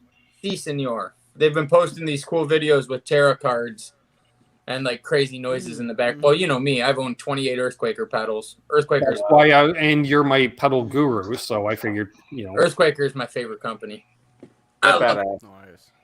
Well, and Justin, FYI, there you go. If you want the new Earthquaker pedal, I have them in stock and ship on the 21st. There you go. Rob and is use coupon code Canucks and save. I can't remember how much. It's Tesi Switch 15%, something like that. Use Canucks and save. Yeah. Tesi, Canada or America? Both. It's global. You can use Canucks. You don't even have to be one. You use that. Pay any crazy import fees, or is it going to come from the U.S.? Oh, it'll still come from the U.S. But it comes out of Nashville. You know, I've got stuff with Rob. I've never been hassled by the man. They allow his stuff to come through because he packages it nice. And if it's something big like a guitar, they nail you every time. But if it's a pedal, they're like, we don't care. What is this? It's probably some kind of little tchotchke of something that somebody bought. You know, even though it has a cool teal LPD logo on the fucking box. That's all that matters. At Canada Post or... That's all that matters. Quaker pedal out of the kindness of my heart. He promptly. Yeah, thank the baby Jesus. Nobody plays guitar that works for the mail company. That's all I'm saying. If there was one pedal head there that works in the importation area, I'm screwed. Yeah, right. Yeah, Rob is on it. I think he trains Chick-fil-A people to speed up. I like that. All right. So, all right. If you're a letter carrier in the United States, okay, and you're a guitar player, would it be more beneficial when you were playing guitar in the mail truck if you were a left or right-handed guitar player? Left. Yeah, left. Because you're driving on the right-hand side of the car. Yeah, unless you're driving a mail truck, right? Unless you're putting the headstock out. Wait. Well, that's the other thing. Driving an actual mail well, truck. You're assuming you're playing while you're driving. Yeah. Oh, yeah, of course. Well, what's the whole point? Well, screw it. I'm delivering mail in your neighborhood, Gary, and I got the window down 12 months of the year, so I'm going to stick the headstock out the window. Fuck the mail. I'm listening to you play as you're driving the mail truck. There we go. That's deep, Gary. Well, then somebody's going to lose their Sweetwater order. We're going to get a nice little combo amp and a guitar back there. Now you're blowing my fucking mind. All right, stop. Yeah. You're making my head hurt. It was a simple question. Yeah. And it was deep, Gary. That was something to think about. I'm thinking if you're driving a mail truck and you want to play guitar while you're driving, you want to be a right-handed guitar player. Yeah. That way the neck is in the middle of the car. It's not hanging out the window. I'll just drive a British car. That's all I was. If you're playing guitar and driving a mail truck, you're going to crash. It's hypothetical, Bri. Hypothetical, bro. Oh, you just Eddie Van Halen it. All just arpeggiated stuff with just the left hand. All the guys. Wait a minute. Why do you musicians always have to get carried away? Because we're silly, and that's why we meet here every Sunday night. Same bat time, same bat So channel. thank you, Brad's on it. Apparently, it is in fact 15%. 15%. See, and then Rob's just shamelessly, he's just mentioning, I have new shirts, too. New ones, nice. I got the stealthy one, cool in person. Rob, just saying, doesn't really show up on camera. You want it if you're gonna send your friendly neighborhood YouTuber a shirt, it should be high contrast. True. Even Aaron knows that, and he's got a goddamn lights on behind him, so he's like Captain Silhouette. What is he? Captain Silhouette. That's pretty funny. This is about as light as it gets in this bitch. Unless I gotta tell you guys, I'm not comfortable with the whole inside rig setup. You don't need to be as much of a degenerate. You're behaving yourself more. So I'm not sure if I like this, Gary. I'm not sure. I don't either, man. Yeah. It's weird because, my wife's asleep in the other, the bedroom right back there. So I don't want to wake her up. Domesticated, even. I don't know. You might have to go back out to the garage. Hey, join me. Join. Let's go to the garage. Go to the garage. Meet me in the garage. Get to the garage. Sweet. We must go now before we die. Okay. Get your ass to the garage. I swear Garguts looks like he's in Tom Bukovic's garage. He looks like he's in my fucking garage, man. I swear to God, that's my garage. You live next to Tom?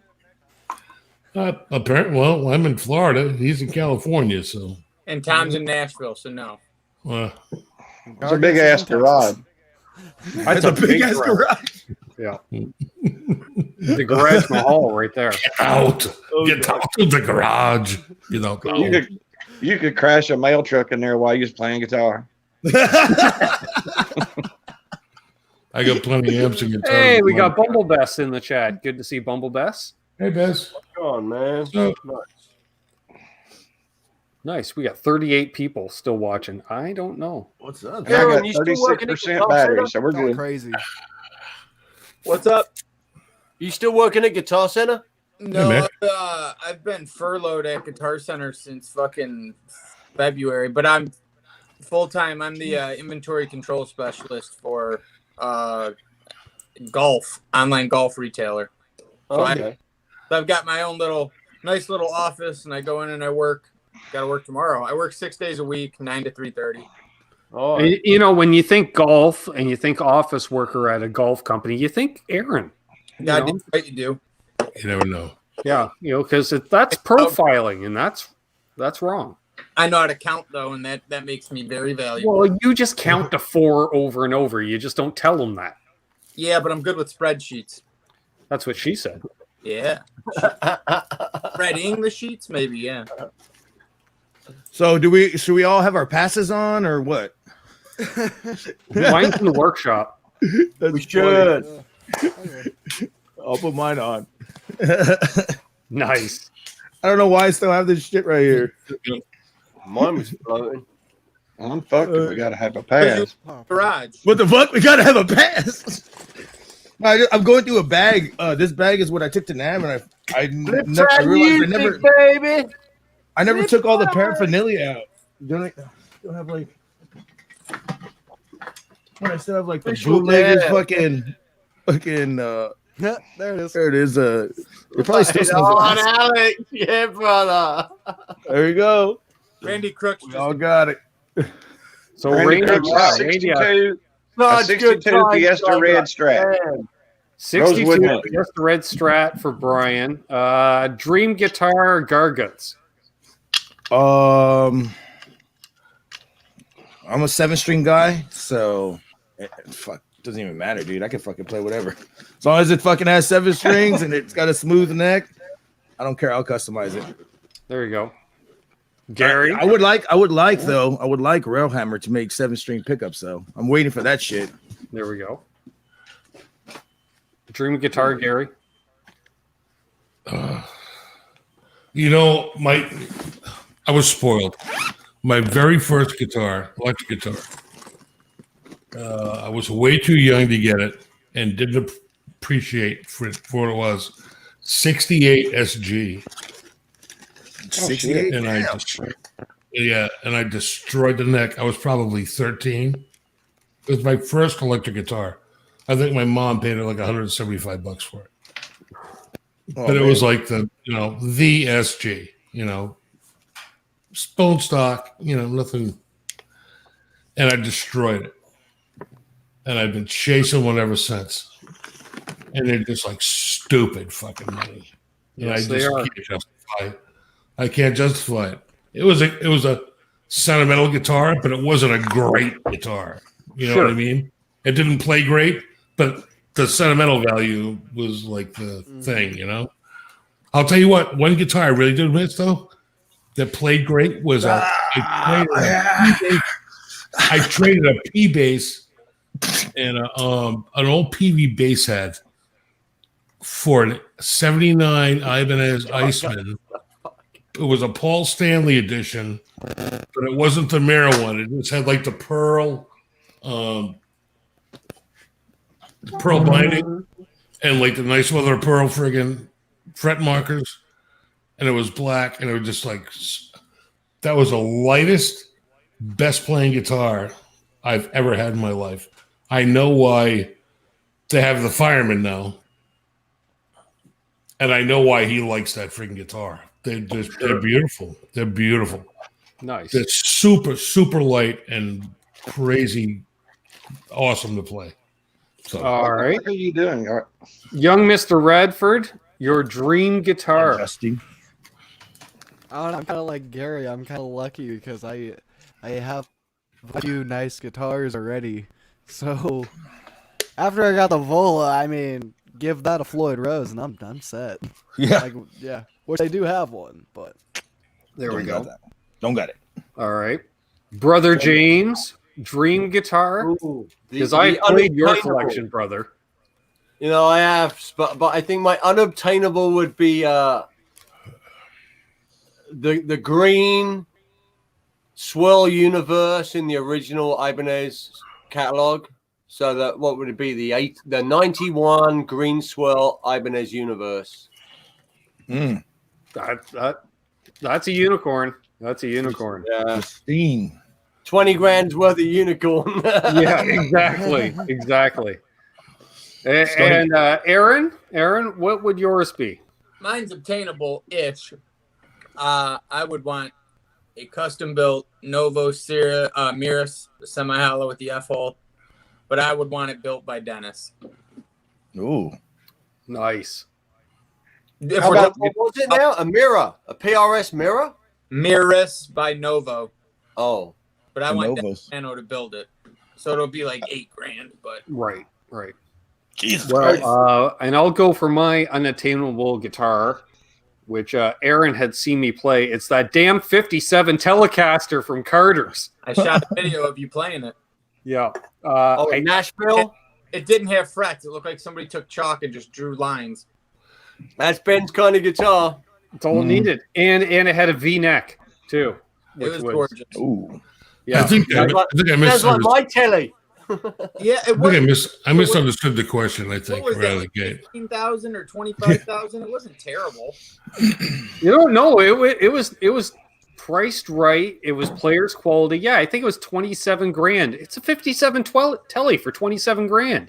Wow, damn, worth it. And she played great, and so it's gone. It's got to be gone by now. And that thing was so fucking resonant, even in Carter's unplugged with people walking around playing. Well, there was people in that same room because it was in that front room that were playing like parlor acoustics, and they stopped playing when I started playing because it rang.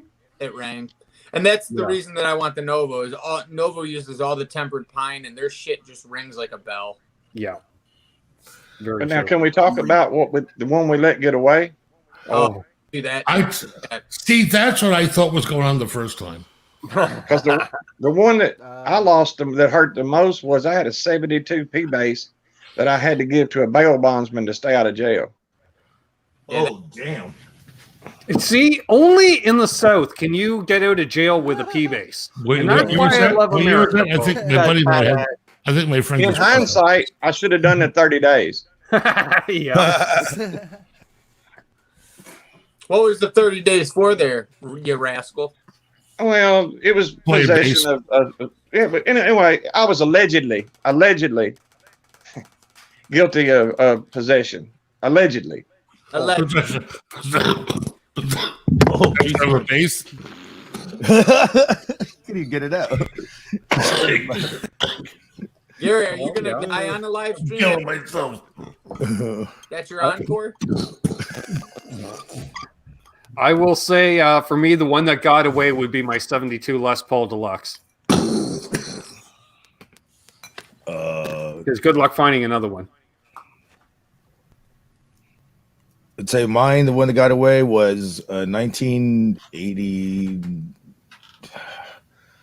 I don't know if you remember what year it was, but it was an Ibanez. It was a 6-string, and it had the lightning bolt inlays things or whatever it's called. Shark inlays. Yeah, shark inlays, and it had a Floyd Rose, and it was before it didn't even say RG on it. It just fucking. It was like before RG was I think like, there or was maybe one it was like year between the Roadster and the RG. There was 1 year where it was kind of unlabeled. It was still a kind of a Roadster, but it had the RG headstock. Yeah, I can't find that guitar anymore. I really want it back. Badass. What color? It was a weird grayish kind of weird gray color. It was weird. It was like kind of like a little sparkle, but not like prissy sparkle, just like a nice finish on it. Sweet. Prissy. Not like glittery. I've had Prissy sparkle. away from me 93 Jazzmaster. I had a custom built Titan by Cower. I had a custom built Dunnable. I had God, what else have I lost that breaks my heart? I had the best couple of SGs in my life. I had a fucking Pelham Blue Firebird that I wish I never got rid of. I had a Reverend Sensei Silver Burst that I wish I didn't get rid of with railhammer pickups in it. God, I've had so much good shit get away from me. It hurts. Hey, what was the last year that they built Gibsons at Kalamazoo? I had a Les Paul that was made in Kalamazoo. I didn't tell you it was the last year I sold it. Yeah, I think it was 82. Very good though. That fucker didn't intonate for anything. Oh shit!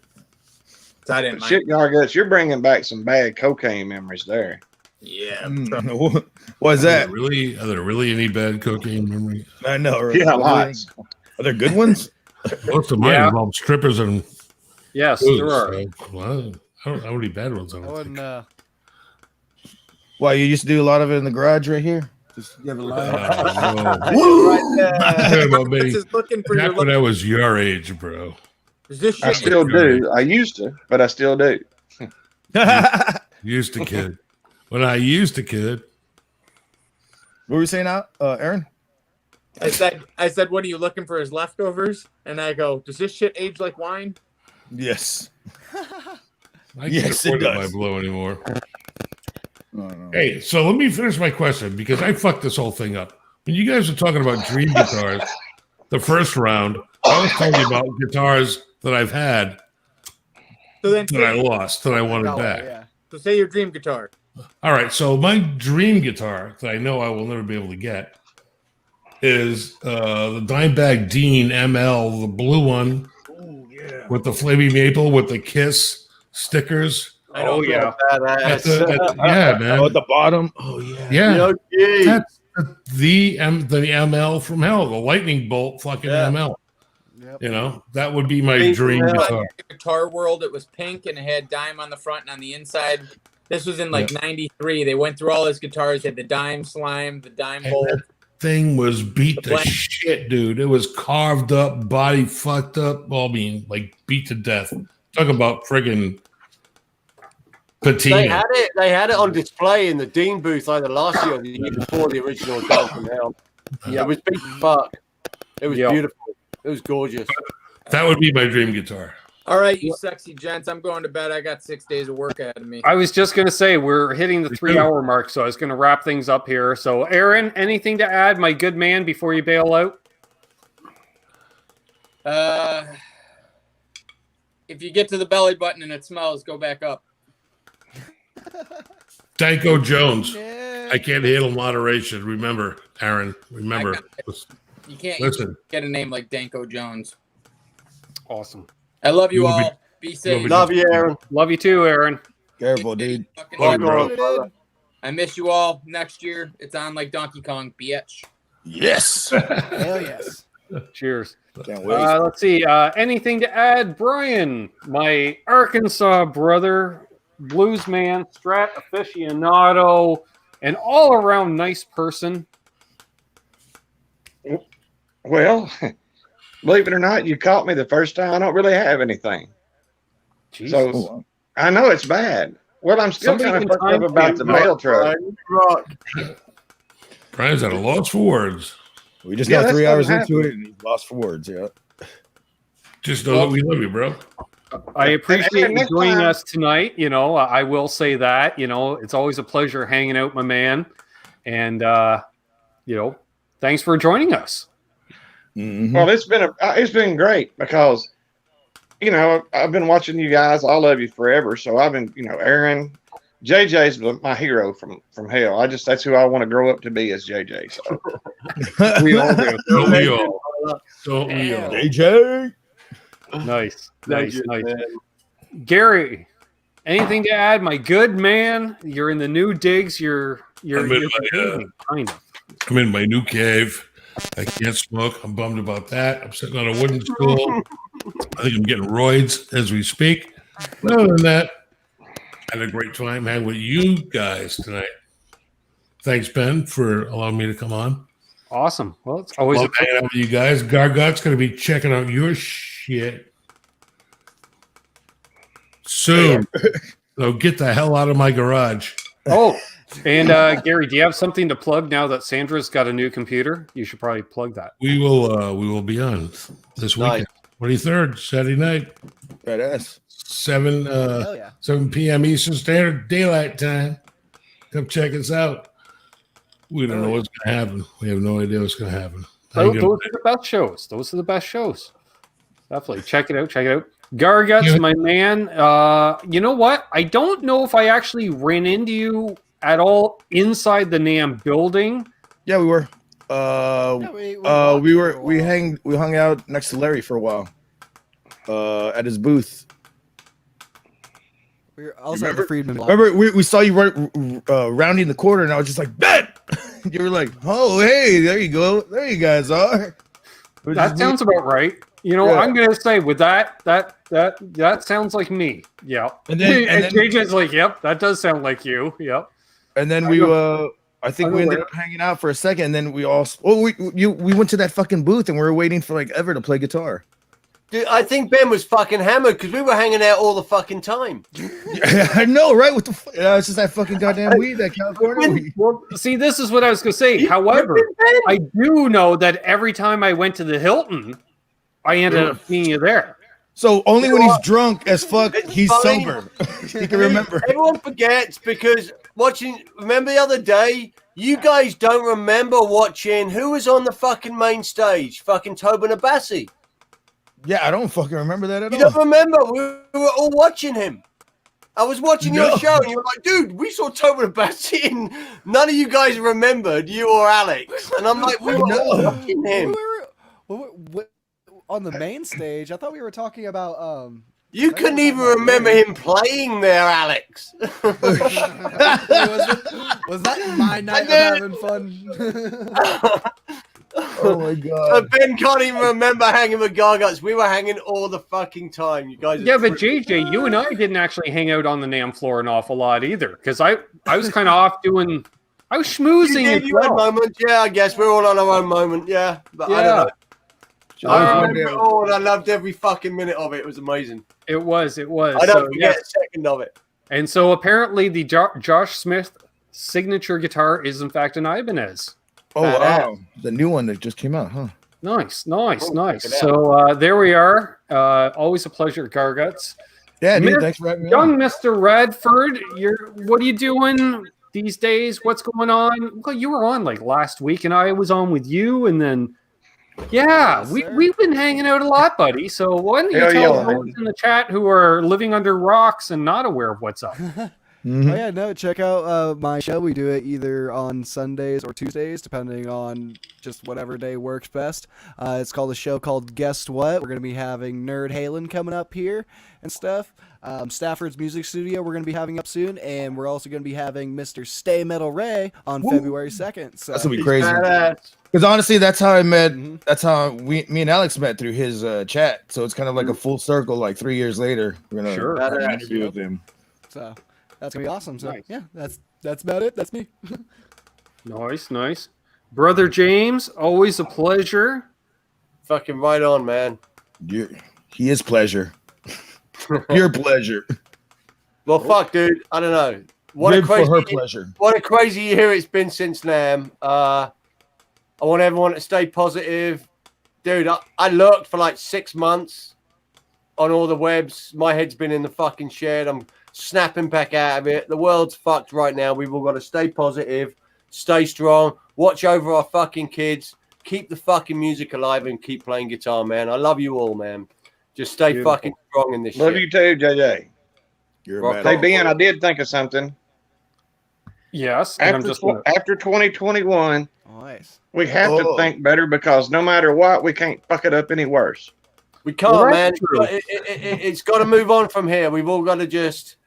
Dude, I know everyone's head's a fucking mess right now, no matter what. And it's got to move forward from here. We gotta keep heading up. That's it. We fucked that year. Let's go. You know. And if a meteor hits, it'll be an improvement. Fuck yes. Well, the aliens come and fucking help us out right now. That'd be rad. Get some of that space dope. We love you all. And on that note, what the fuck on? Okay, somehow I just got a message from Shanahan. Just apparently he's still awake. It's alive. Or he just woke up, one or the other. So he's just not sure what's up. His phone kind of crapped out. So there we are.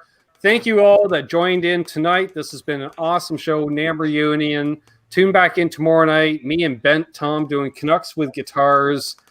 And that's going to be more of this. So as always, hold those doors open. Let that guy in ahead of you in traffic. Do good things, and good things will happen to you, because karma is real.